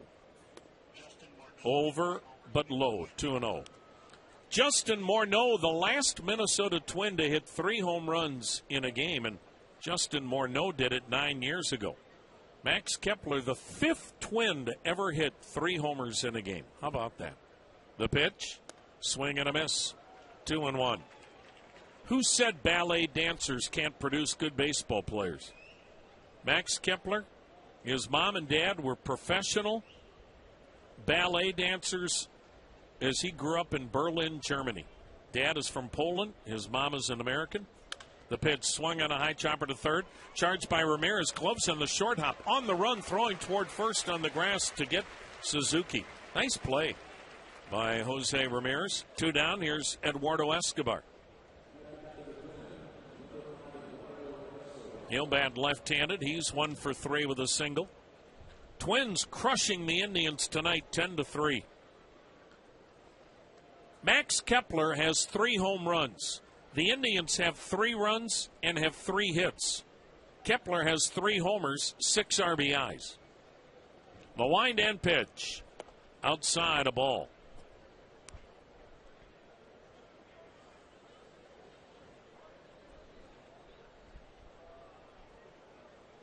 Now the wind and next delivery.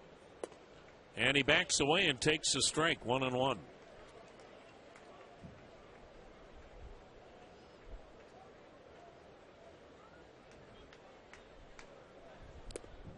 That pitch, foul tip on a swing and foul tip into the glove. Escobar down in the count of 1-2.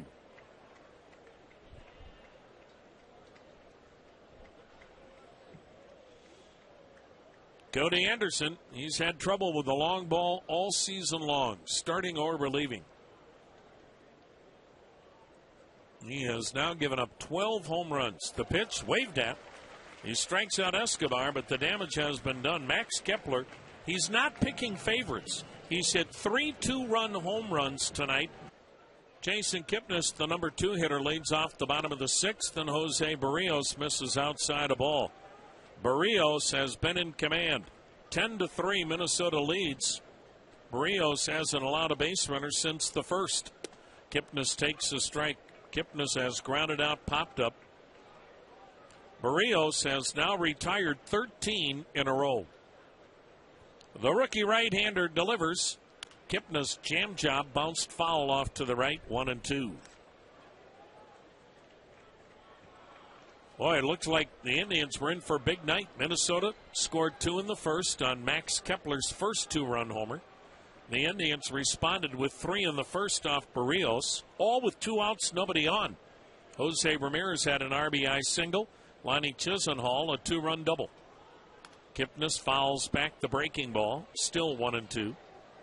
But Max Kepler's been a one-man wrecking crew with 2 more 2-run homers.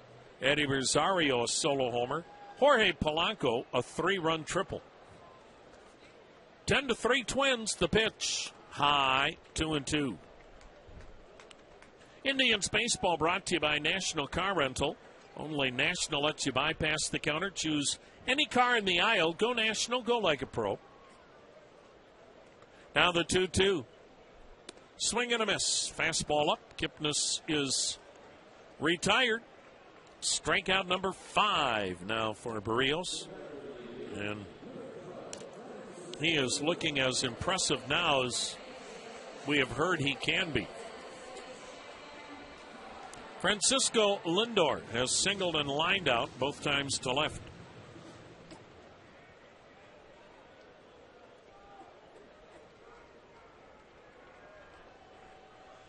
Here's the wind and pitch.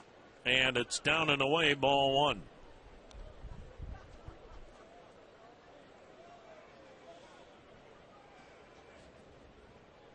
The wind and next delivery just did nick the outside corner, 1-1.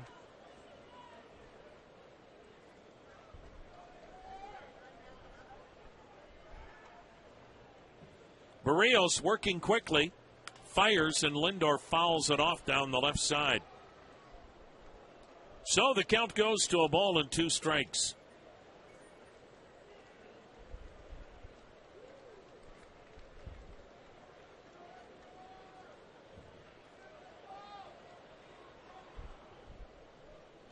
Berrios kicks and fires. Lindor checks on a high heater, 2-2. Outfielders are really spread out. They're trying to cover every inch of the park, or at least as much as they can, being in that spread formation. Lindor chops one towards the second baseman. Nice chest-high hop for Dozier, who throws out Lindor. And the beat goes on. 15 in a row set down by Berrios. Here's Mike Napoli. Hit by a pitch and fouled out. You would think now we'll see Eric Gonzalez play shortly. Might as well get him into this game. He doesn't have much playing time, and this would take a miracle to come back tonight. 10-3 Minnesota. 6th inning. 2 outs, nobody on. The wind by Berrios and the pitch inside a ball. it is not ideal, and the first guy that'll tell you that is Terry Francona, to have a youngster like Eric Gonzalez as your utility infielder because he's just not playing enough. The pitch fouled upstairs in the count 1-1. You like a veteran to have that role on your ball club if they're sitting a lot. You'd rather have a kid playing a lot in the minor leagues, but right now Gonzalez is fulfilling that role. Indians really miss Michael Martinez. That was a big loss because he is a veteran, could sit and could come off the bench and perform. The 1-1, and it's off speed, down and in, 2-1. Twins 10 runs, 12 hits. Indians 3 runs, 3 hits. We're in the 6th. The next delivery from Berrios, and it's fouled over the screen. And the count 2-2.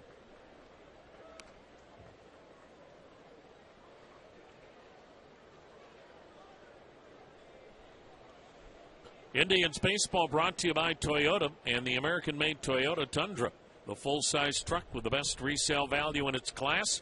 For all Toyota offers, go to buyatoyota.com. Now the 2-2. Curveball, and Napoli smokes one to center, coming on. Diving Rosario. Ball glances off his glove to the right fielder, Kepler, who was coming over to back up. Rosario should have made the catch. That ball was scorched.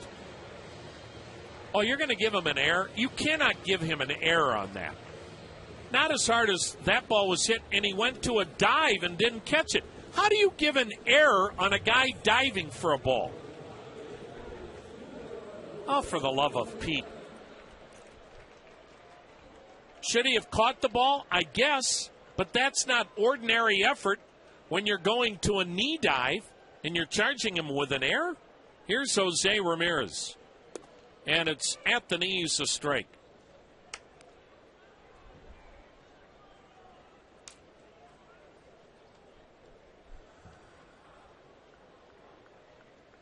Ramirez, a RBI single and a line out to left. He'll bat left-handed. The pitch checks and takes a strike, 0-2. I'm guessing when Lonnie Chisenhall crashed into the wall and made that spectacular catch, had he dropped the ball, that would have been an error. Or at least it is tonight. Ridiculous. The 0-2. Swung on, line to left. That is dropping. That's an error. That ball should have been caught. It was 20 feet from Santana, but that's got to be an error. Ramirez with a single to left. Here's Lonnie Chisenhall, 1 for 2 with a 2-run double to left. Indians at first and second with 2 down. Twins leading 10-3 in the 6th.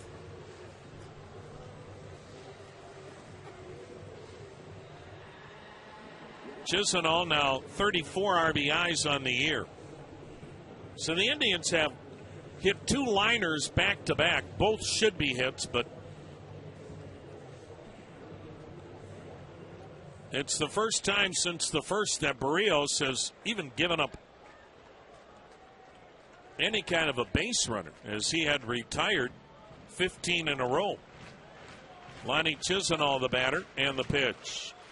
And it's a backdoor off-speed pitch that just missed the ball on the curve.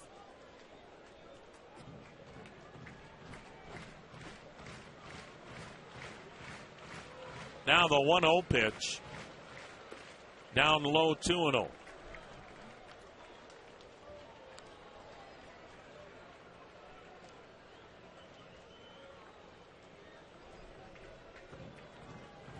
Two out, 2 on, tried down 7 in the 6th. The next delivery, swung on, fly ball, shallow left, near the line, coming hard, Santana, slides, he didn't make the catch, it was foul. Should be an error. And he's hurt. Either that or he skinned up his legs diving for that ball, and right there where he went for that ball, that's not that cinder track, that's that rubberized track surface. And now Paul Molitor and the Twins trainer going out. Santana made a great effort.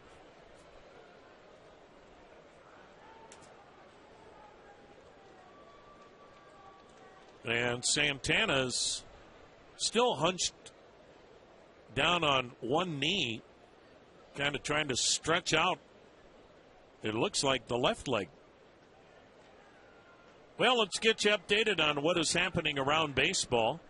The big story's in St. Pete, where Danny Duffy has a no-hitter and has struck out 14 through 7 innings. Kansas City leads Tampa 2-0. Toronto and Houston scoreless in the 5th inning. Houston has suddenly lost 3 in a row and fallen 6 games behind Texas in the West. Those are the only games right now. Boston's at Seattle later on. The Yankees and Mets. Mets with a 5-3 lead over the Yankees at Citi Field. 6th inning in Queens. The Yankees, they're in a full sellout mode, aren't they? They've traded away Andrew Miller, Aroldis Chapman, Carlos Beltran, Ivan Nova. Cubs lead Miami 2-0. That's in the 3rd inning.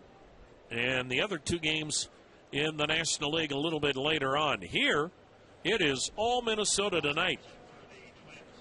Or primarily, it's all Max Kepler, although he's had some help, obviously. But a career night for the rookie out of Germany, Max Kepler, with 3 2-run home runs that were absolutely scorched line drive homers. Plus, those 6 RBIs are followed by a 3-run triple from Jorge Polanco, who has 2 triples and 3 RBIs tonight. And Danny Salazar has not pitched well now for a month, and it continued. He gave up 6 runs tonight in 2 innings. And that's got to be a concern as Santana's up now jogging in left field. Looks like he should be able to stay in.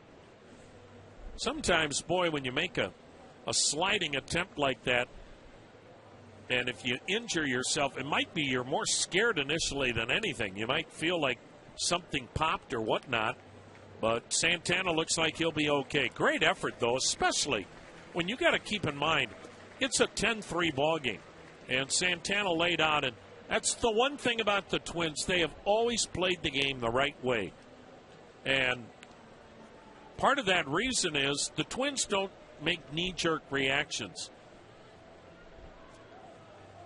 In my 27 years, they've had 3 managers: Tom Kelly, Ron Gardenhire, and Paul Molitor. Think of that. 3 managers. And one thing all 3 have in common: you play the game the right way and you play hard, or you don't stick around. Chisenhall steps back in with a 2-1 count. 2 out, 2 on, 10-3 Minnesota. The pitch. A swing and a little blooper into shallow center. Dozier's out, Rosario in. Dozier with an unbelievable running catch with his back to home plate, stretching out like he was trying to catch a touchdown pass, and he did. What a play by the second baseman. And we will go to the 7th. Cody Anderson winds it up, the pitch to the number 7 hitter, and Rosario sends one into the upper deck foul, strike 1. The last Minnesota Twin to hit 3 home runs in a ball game against the Indians was Bobby Allison. Boy, that's back in the 60s, 1963. Bobby Allison was a heck of an outfielder. That pitch fouled over the screen, 0-2. So thanks to the incomparable John Krepop, Popper with another nugget.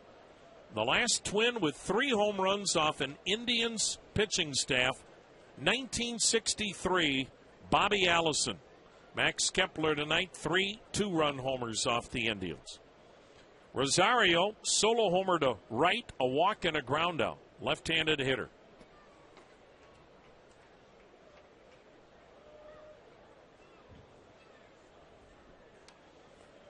Cody Anderson's been touched for a 2-run homer by Kepler as he misses outside 1-2. It's not been a good night for Indians pitching. The only unscathed Indian tonight, Kyle Crockett, an inning and 2/3 of scoreless relief. Minnesota has been wailing away. The pitch, Rosario fouling it upstairs. 1-2 the count. Through 6 innings, Minnesota 10 runs, 12 hits, 1 error, 5 left. Cleveland 3 runs, 4 hits, no errors, 3 men stranded. Danny Salazar went 2 innings, gave up 6 runs. Austin Adams, 2 runs allowed in 1 inning. Again, a foul ball off the bat of Rosario. Kyle Crockett an inning and 2/3 of scoreless relief. And Cody Anderson so far has worked an inning and a third and given up 2 runs. And Minnesota about to go 6-4 against the Indians this year. Go figure. Here's the 1-2 pitch. Again, Rosario fouling it upstairs. The Minnesota Twins against the Central Division this year, 11-25. And 5 of the 11 wins against the Indians, the only team they have a winning record against. The Indians have the best record. The pitch, swung on, a looping liner to short. Gonzalez to his right, snares it. He's pretty good shortstop. The Indians have the best record within any division in the major leagues this year. The Indians in the AL Central, 30-13. And the only team they haven't got a winning record against is Minnesota. 7-2 against Chicago, 11-1 against Detroit, 8-5 against Kansas City, and about to go 4-6 against Minnesota unless they have a big-time rally. Jorge Polanco with 2 triples and a line-out takes a knee-high strike. Switch batter hitting left-handed, third baseman tonight. Boy, can this kid run. The wind and pitch, and Polanco checked on a pitch down and in. Did he go? No, he didn't. 1-1 the count. Polanco, he and another one of their top young prospects. Here's the wind and the 1-1 pitch. A swing and a foul upstairs and out of play. And the count goes 1-2. Miguel Sano and Jorge Polanco are teammates with the Twins. They've been teammates since they were age 12 back in the Dominican. Now the next delivery from Cody Anderson to Jorge Polanco. Down low, 2-2.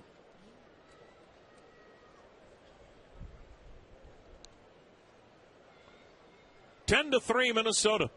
The Indians actually led 3-2 after 1 inning. Then Minnesota blew it open. Cody Anderson works third base side of the rubber. He delivers. And a swing and a miss. Polanco retired. Anderson with his second strikeout. 2 down in the 7th.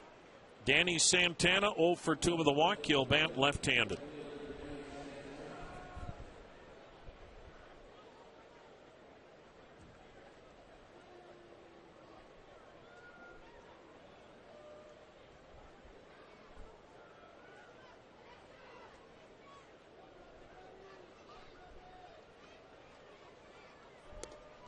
First pitch, and it misses for a ball.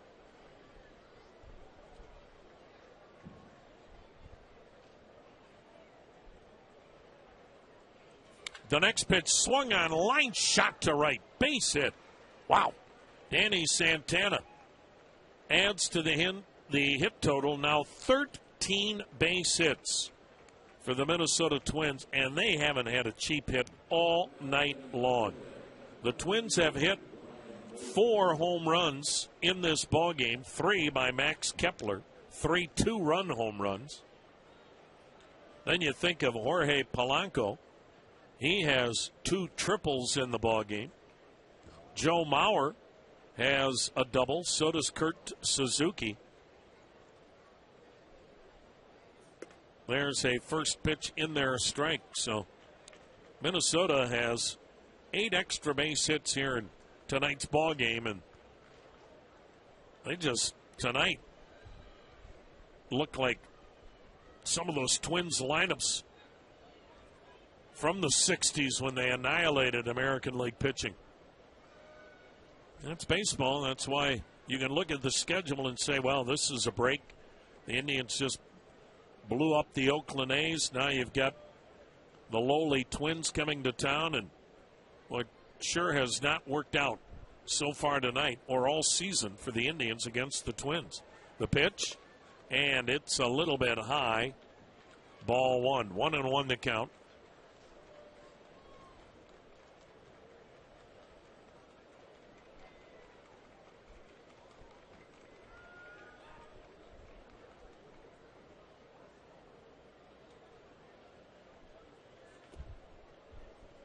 Well, Desmond Jennings has doubled to left field to lead off the bottom of the 8th inning for Tampa Bay. And that's the no-hitter gone for Danny Duffy. Danny Duffy had a no-hitter through 7 with 14 strikeouts.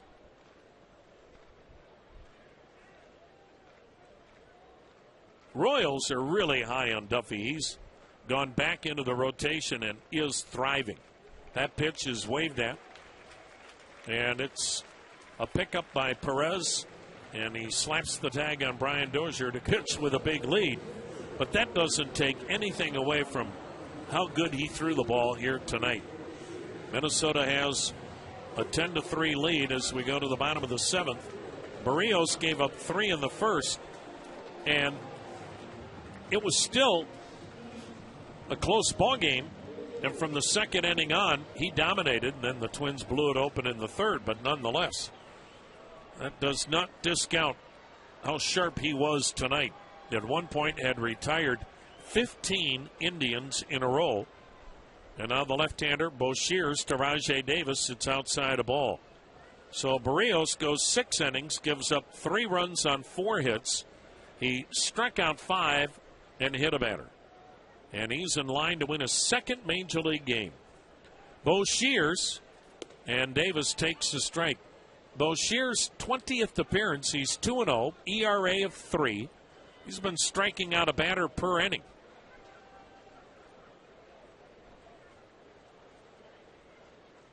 He pitched with the Angels in 2013. Off-speed pitch. Davis chases it 1-2.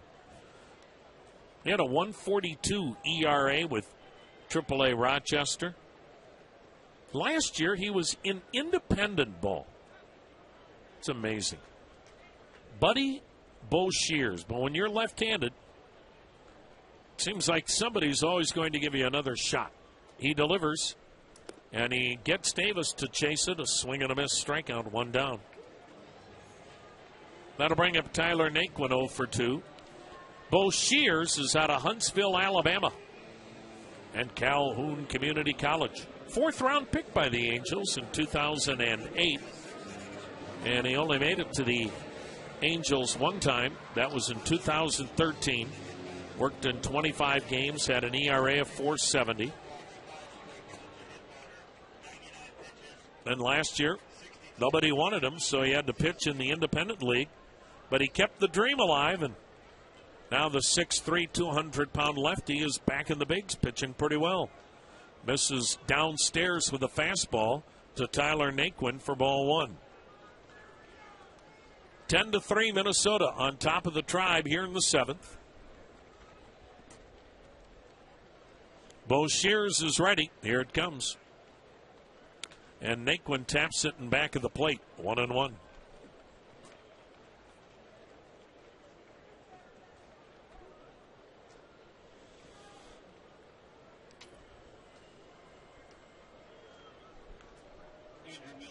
Andrew Miller is throwing in the Indians bullpen, so he's going to make his debut in the 8th.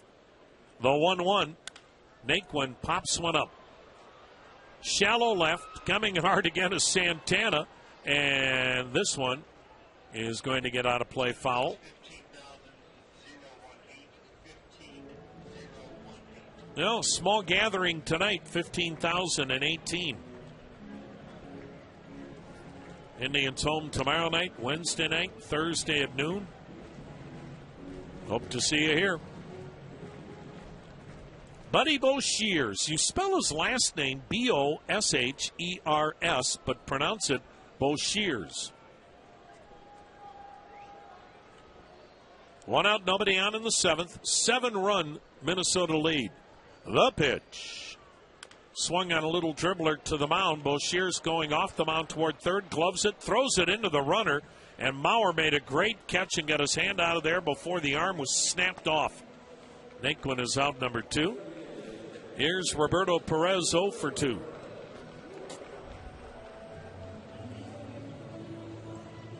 $13 district tickets are available for the rest of this series. First drink is on the Indians, so you can get those tickets online at Indians.com. 2 down. Roberto Perez will bat in the 7th. Base is empty, and a 10-3 Minnesota lead. The set and pitch. Swung on, rifled foul down the right side. Strike one.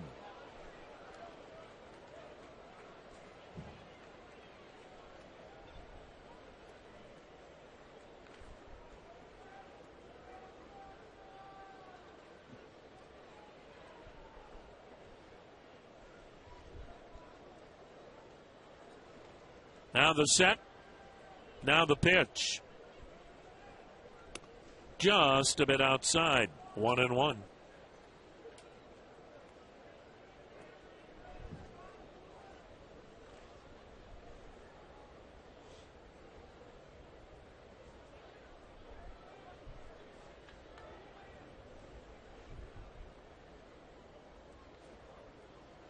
The next delivery is way wide.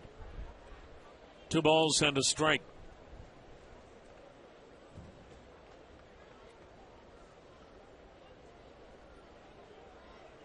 The Tigers are the Indians' closest pursuer, trailing the Tribe by 4.5 games. Detroit now has won 6 in a row. They're off today.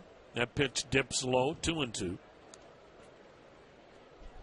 The Tigers entertain the White Sox starting tomorrow night.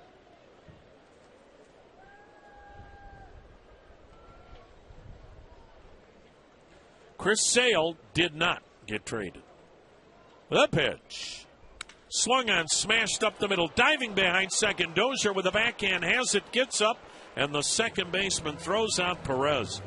Boy, Dozier's made some really good plays up the middle at second, and he just took a hit away from Perez. 7 in the books. Twins 10, Indians 3.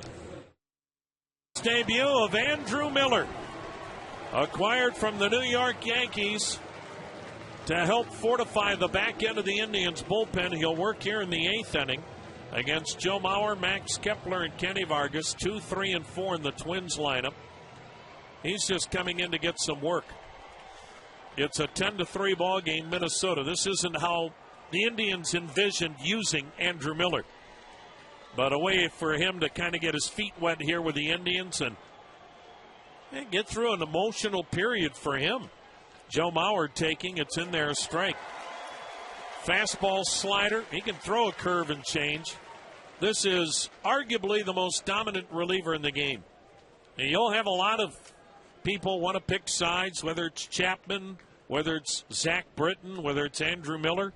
The pitch down low, missed with that slider, 1-1. But I asked Terry Francona a couple of weeks ago, off the record, before there had been any trades made by any teams, if you had one player you could go get, who would it be?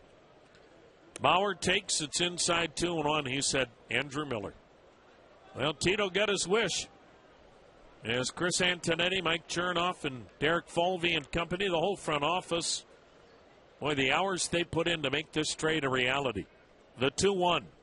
Swung on, drilled deep left, but foul, 2-2. And the beauty of it is, Andrew Miller is happy to be here. He loved playing for the Yankees.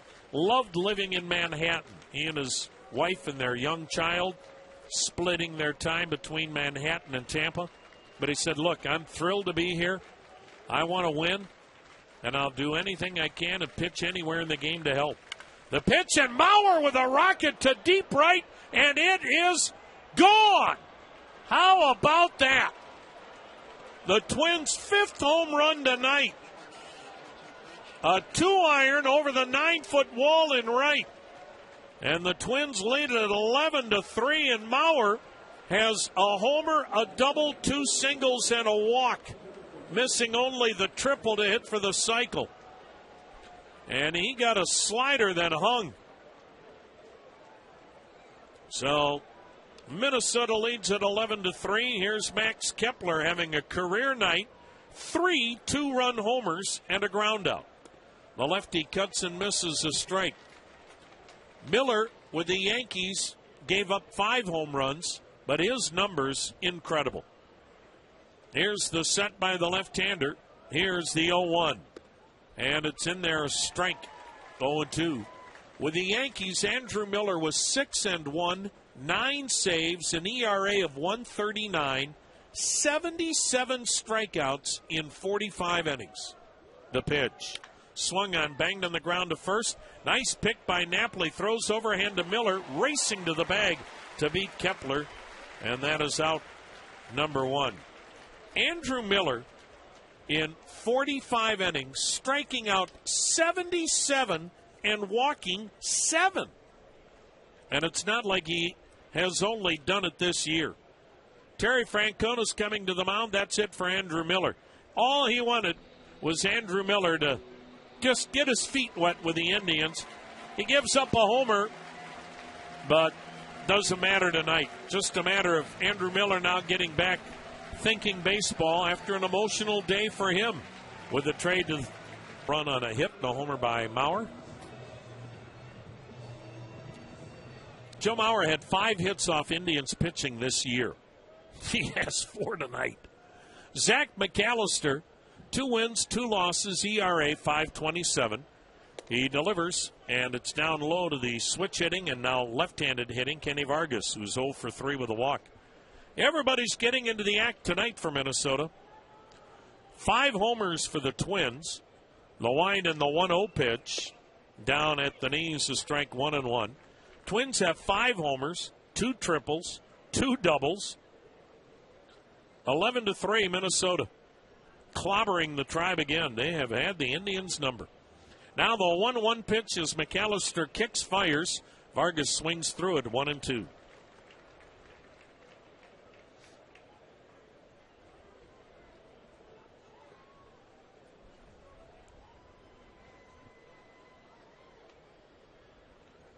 Well, it just goes to show when you don't get good starting pitching how a game changes. That pitch waved at, Vargas strikes out. Danny Salazar's been so good all year long, but he had his worst outing of the season tonight. 2 innings, 6 runs allowed. And we've become so spoiled with dominant starting pitching almost every night. When you get a clunker, now you see how the rest of the baseball world lives. Isn't that the truth? It'd be interesting to hear Mickey Callaway's thoughts tomorrow, too, on what he thought the issues were tonight and have been for a little while now for Salazar.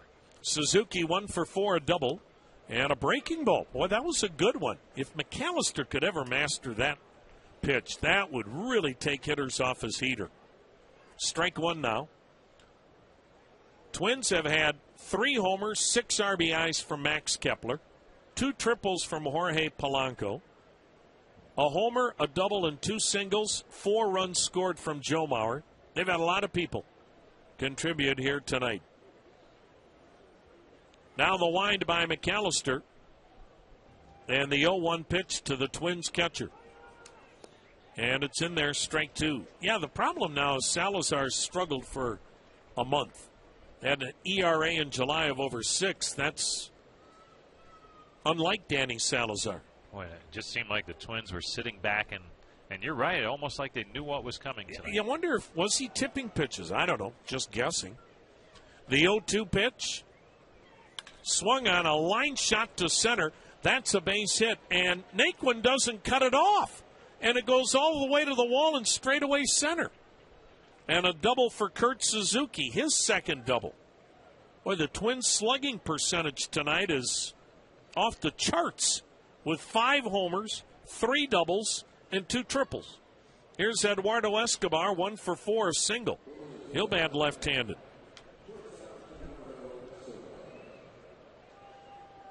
Yeah, I'm not saying Danny Salazar was tipping his pitches, but he was still throwing 97. How are you smoking that like it's BP? Yeah. I don't know. We'll see. We'll check tomorrow.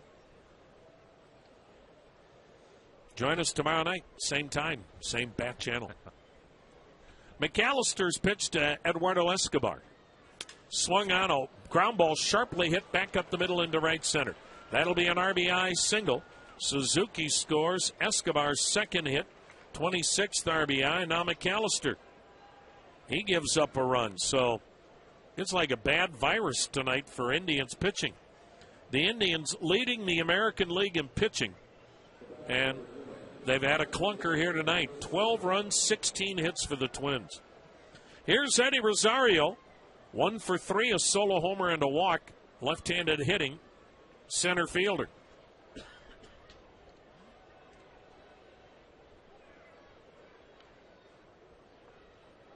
McAllister's ready. The pitch. Swung on, another line drive base hit to right. Stopping at second is Escobar. Aren't these Twins hitters' arms getting tired? Here's Jorge Polanco. 2 triples tonight. A big one, though, was a 3-run triple in the 5-run third when the Twins took a 3-3 game and blew it open. Well, we've learned one thing. The Twins can hit the fastball tonight. They are just teeing off on the hard stuff from Indians pitchers. Escobar at second, Rosario at first, 2 down, 2 runs in. Minnesota 12, Cleveland 3 in the 8th.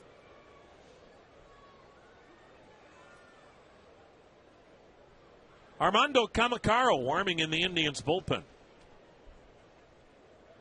McAllister's ready. Here's the pitch. In the dirt. What a block by Perez. Boy, that's impressive right there. Sliding to his right. A great block in a 12-3 ball game. We've seen some catchers, they'll just give it that kind of half-hearted, lazy backhand. Perez did a nice job sliding to his right. 2 out, 2 on. Twins up 9 in the 8th. The pitch. Swung on, a bouncing ball to the second baseman. Kipnis with the underhand flip to Gonzalez, the shortstop, and the force at second finally ends another big Twins inning. Second inning of relief work. Top of the order, Carlos Santana, Jason Kipnis, Frankie Lindor against the southpaw. So Santana bats right-handed for the first time. He's 0 for 3. And Boshears misses down and away a ball. Got to get this guy going again. Santana, 1 hit in his last 26 at-bats. 2 groundouts and a strikeout tonight. Twins put 3 on the left side of the infield. And Boshears gets a breaking ball in there. 1-1 the count. Well, here's an easy win. The hassle-free account at KeyBank. No maintenance fees, service charges, or overdraft fees. The hassle-free account from KeyBank. Now the 1-1 pitch. Swung on, ground ball, base hit into right field. And that's a base hit for Santana as he's able to fool the shift. Might have been an out if the second baseman is where he normally is. But at this point, Santana doesn't care. Sometimes is all you need to get going again. And the Indians have just their 5th hit tonight. Remember, the Indians scored 3 on 3 hits in the first and led 3-2. Now it's 12-3, Minnesota with 10 unanswered runs. Here's Jason Kipnis. He is 0 for 3 tonight. Lefty-lefty matchup. The pitch. Kipnis takes a fastball strike. Eric Gonzalez will get his first at bat. He's on deck. He took over for short, giving Frankie Lindor a few innings off.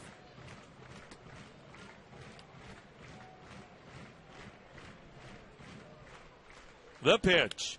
And Kipnis drives one to left and deep. Back goes Danny Santana near the warning track and near the foul line and left. Makes the grab. And Kipnis out number 1. Eric Gonzalez, the youngster, is an outstanding defender.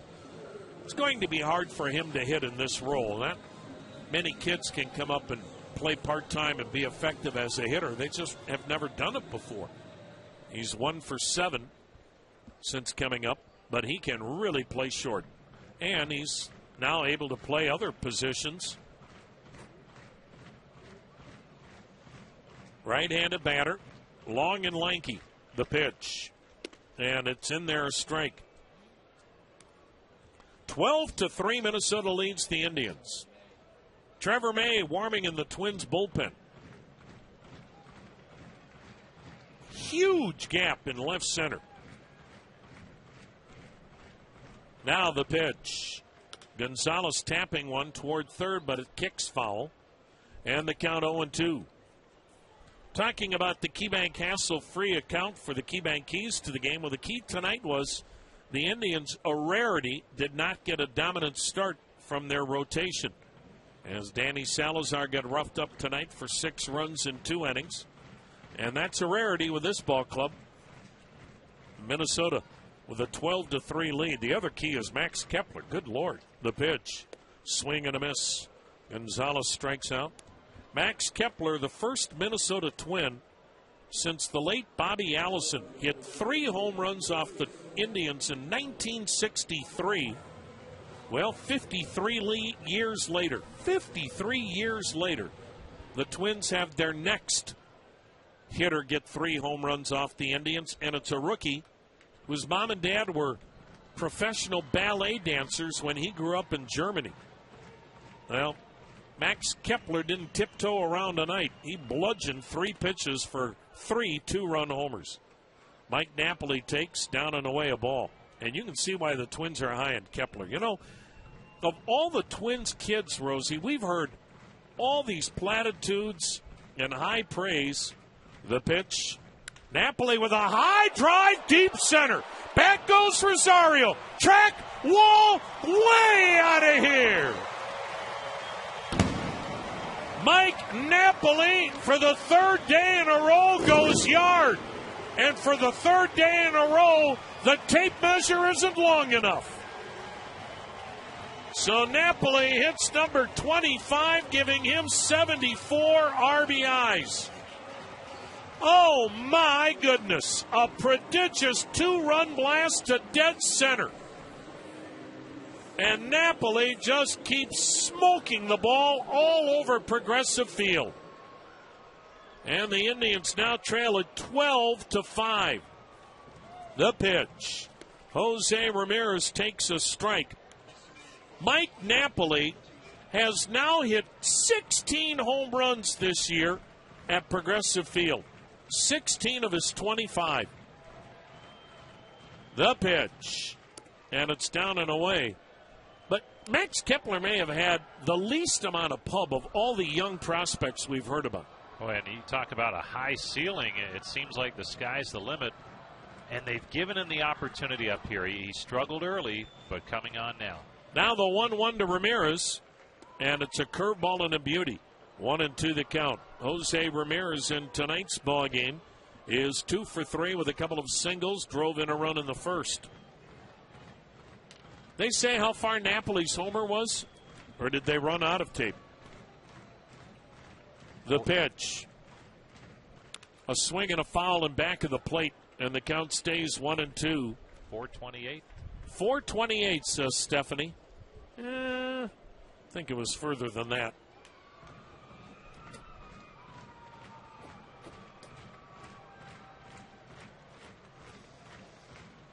Twelve to 5, Minnesota crushing the Indians, but Napoli brings a little levity to the scene. The pitch swung on, foul back, still 1-2. And I think this is what Terry Francona was talking about. Now the trading deadline's over. Everybody's been a little edgy. Everybody waiting to see what the Indians did. They got the biggest prize out there in Andrew Miller. A game-changing back of the bullpen arm. They added today Brandon Guyer from Tampa. He'll be here tomorrow night, an outfielder. Ramirez with a high drive. Fairly deep left center. Rosario, Santana both there. Rosario, the center fielder, retires Ramirez in the Indians.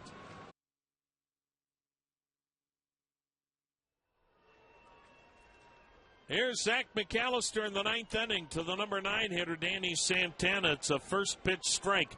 12-5, Minnesota.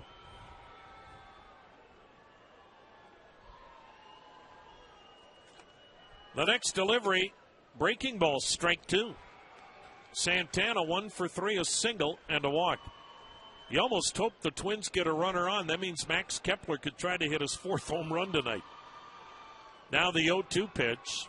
A swing and a foul to the screen. Let's pause for an ID on the Indians radio network.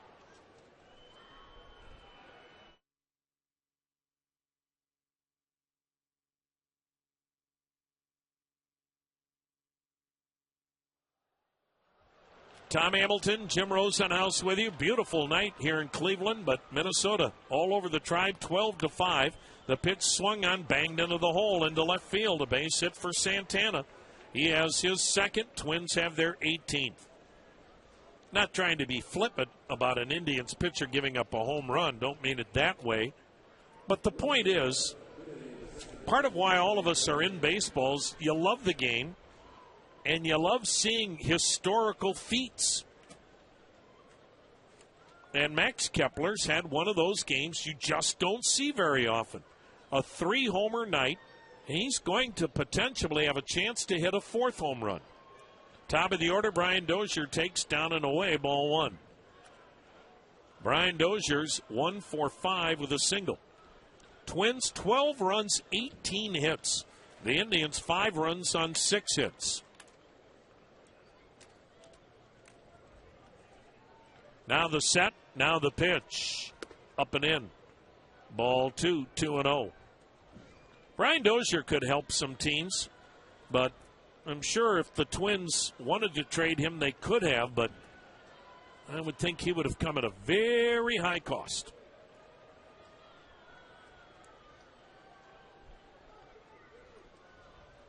Now the pitch. Dozier skies one foul out of play to the right. And we will do it again.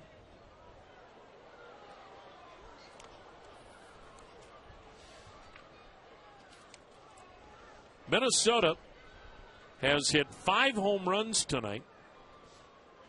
3 doubles, couple of triples. Been a long, frustrating, disappointing year for Minnesota, so they're having some fun tonight.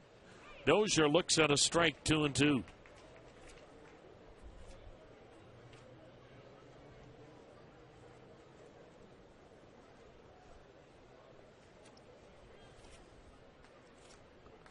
The next offering from McAllister.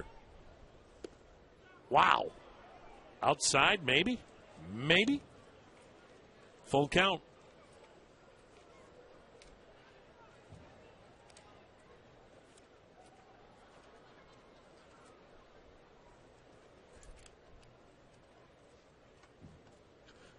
Runner not held at first. He's not going anywhere in a 12-5 game. The pitch. Hit back up the middle behind second. Kipnis gloves it, shovels it to Gonzalez.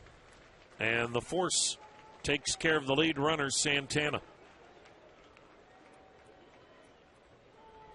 So Dozier on at first with a fielder's choice. 1 down. Here's Joe Mauer. He needs a triple to hit for the cycle. He has homered, doubled, singled twice, and walked. 4 for 4, 4 runs scored.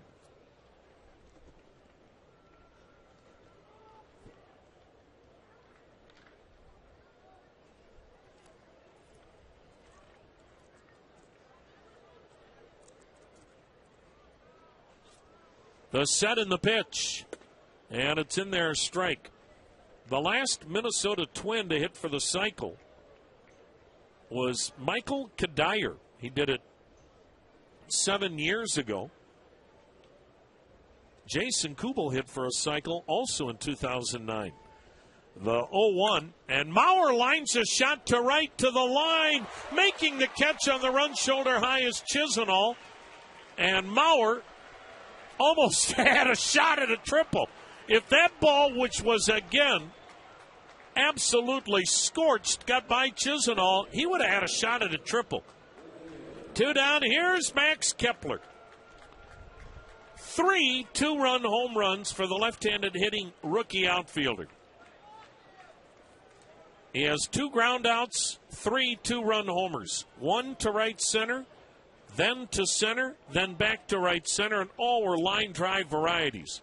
12-5 Twins, curveball and a strike, and McAllister has incorporated more curveballs tonight than we normally see. That's a good sign.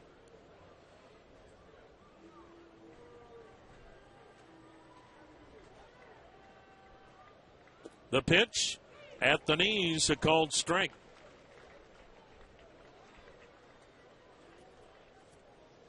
So Kepler down in the count 0-2.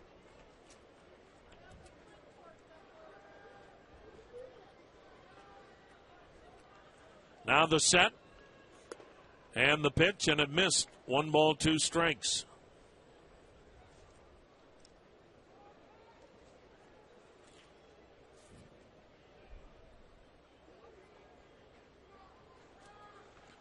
Zach McAllister takes a look in. Now he's ready. Here comes the pitch. It's down in the dirt. Nice block by Perez. 2 balls, 2 strikes.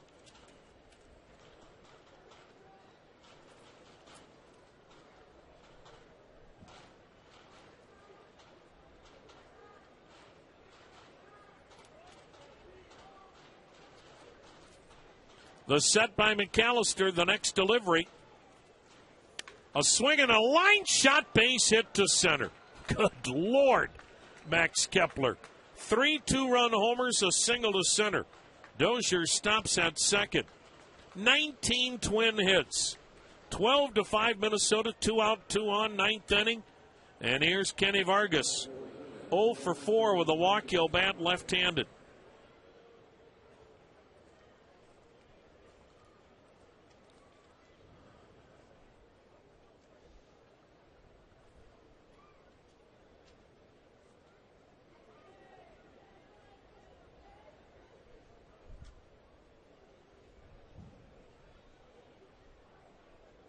Now the set and the pitch. Swing and a miss. It's just looking at the Twins media guide. The Twins have never had anyone hit 4 home runs in a game.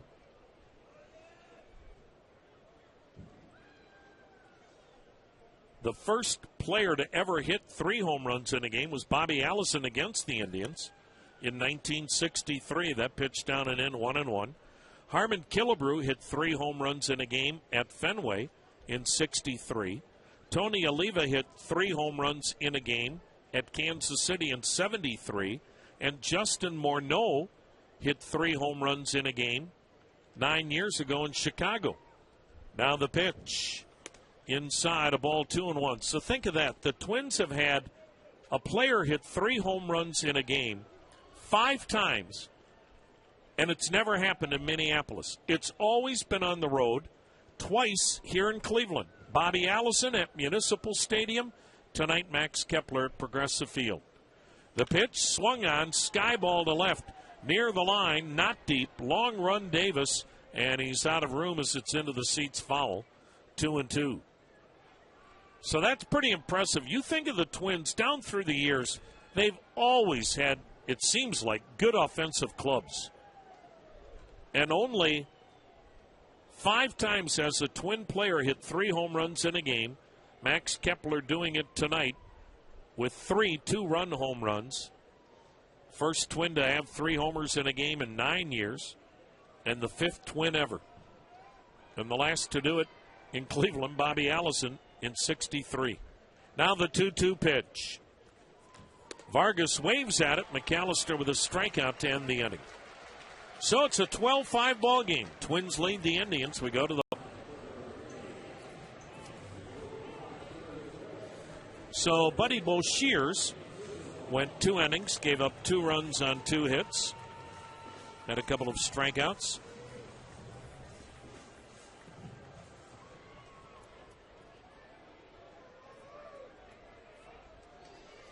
Trevor May, a hard-throwing right-hander, coming out of the Twins bullpen now, and he'll face the number 6 hitter, Lonnie Chisenhall. First pitch, fastball strike. May, for a guy that throws mid to upper 90s, it's hard to believe he has a 5.17 ERA, but he does. And he has 52 strikeouts in 38 innings. The pitch down low, ball 1, 1-1. And that's one of those, when you look at the numbers, you go, well, that doesn't make sense. You have to have great stuff to strike out 52 in 38 innings. And yet, a 5.17 ERA in 39 outings. Go figure. Lonnie Chisenhall 1 for 3, a 2-run double. Here's the set in the pitch. And it's down low, ball 2, 2-1. 12 runs, 19 hits for Minnesota. 5 runs, 6 hits for the Tribe. Joe Mauer has a 4-hit game, as does Max Kepler. Kepler had 3 2-run home runs. Mauer, a homer, a double, and 2 singles. Chisenhall takes its low, 3-1. Jorge Polanco, 2 triples, 3 RBIs.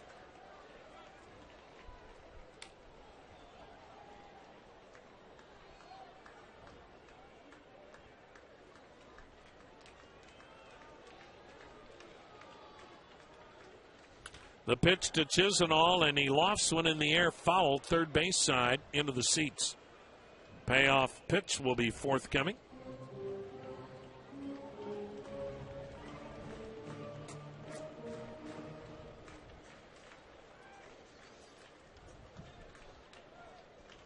Three more to go with the Twins. That's not good news the way they've played the Indians this year. The pitch down low. Twins are 6-4 against the Indians if they are able to hold off the Indians here in the ninth. 6-4. So Chisenhall is aboard with a leadoff walk here in the ninth. I guess that's part of why Trevor May has an ERA of over 5. How do you walk a guy in a 12-5 ball game to start the ninth? At least that's probably what Paul Molitor is saying right now. Rajai Davis tonight, 0 for 3, a pop-up, couple of strikeouts. Chisenhall not held at first. Davis taking, it's a knee-high strike. Kansas City got a 3-0 win over Tampa Bay tonight. Desmond Jennings got the only hit off Danny Duffy. Danny Duffy had a no-hitter until Desmond Jennings doubled in the 8th. The pitch dips a little bit low, 1-1 the count. Royals beat Tampa Bay 3-0, and Duffy struck out 16 in 8 innings of work. Wow. Here is the set and the 1-1 pitch. Down in the dirt, blocked nicely by Suzuki, keeps the ball near him. 2 balls and a strike. Houston leads Toronto 1-0 in the 8th inning. Boston and Seattle no score in the first. Washington on top of Arizona 4-1, second inning in the desert. Cubs are blanking Miami 5-0 in the 7th inning at Wrigley. The pitch, a swing and a foul off to the right. 2-2. That's Kyle Hendricks throwing the shutout tonight for the Cubs. Boy, does he get lost in the shadow of Jake Arrieta and John Lester. He's got a 2.27 ERA this year.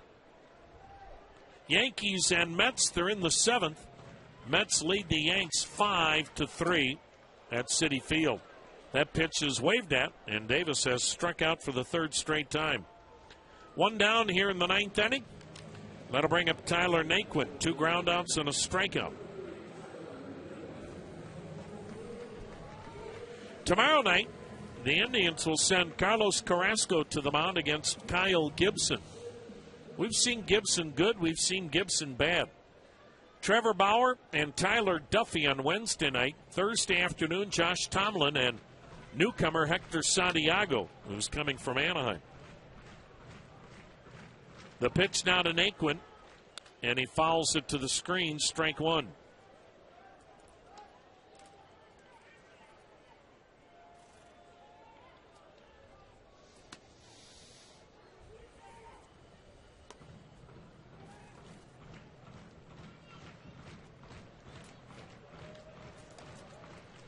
The next delivery, Naquin waves at it.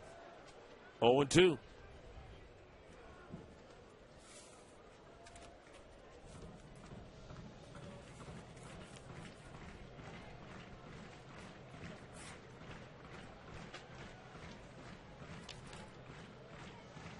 The right-hander's ready. He lets it fly, and Naquin swings and misses at a breaking ball in the dirt. 2 down. Second strikeout for Trevor May. And the last hope, Roberto Perez, 0 for 3.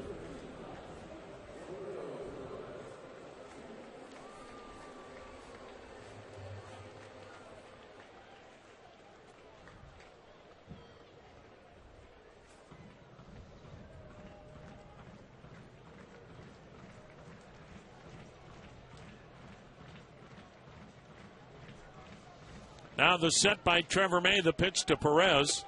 Fastball, and he pops it in there for a strike.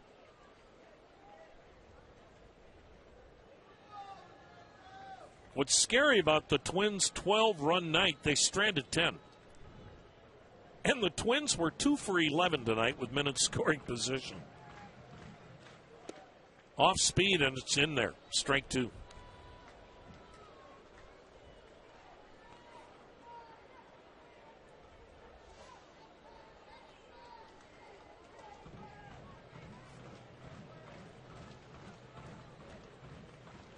Indians down to their last strike. The pitch is fouled upstairs. Perez stays alive. 0-2 the count.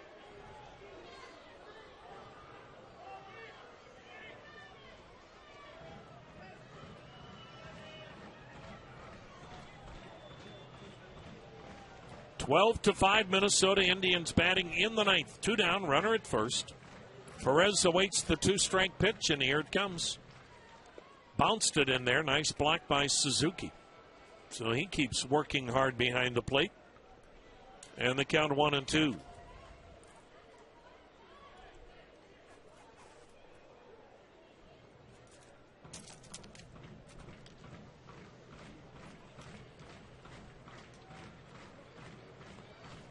Trevor May, he's ready. Here it comes. Down low, missed with a curve, 2-2.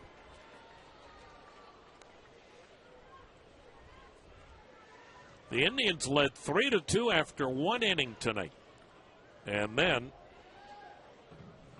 Max Kepler and the Twins went to work. Now the 2-2. Ball 3 outside, full count. This is what drives a manager crazy. Trevor May is making this more difficult than need be.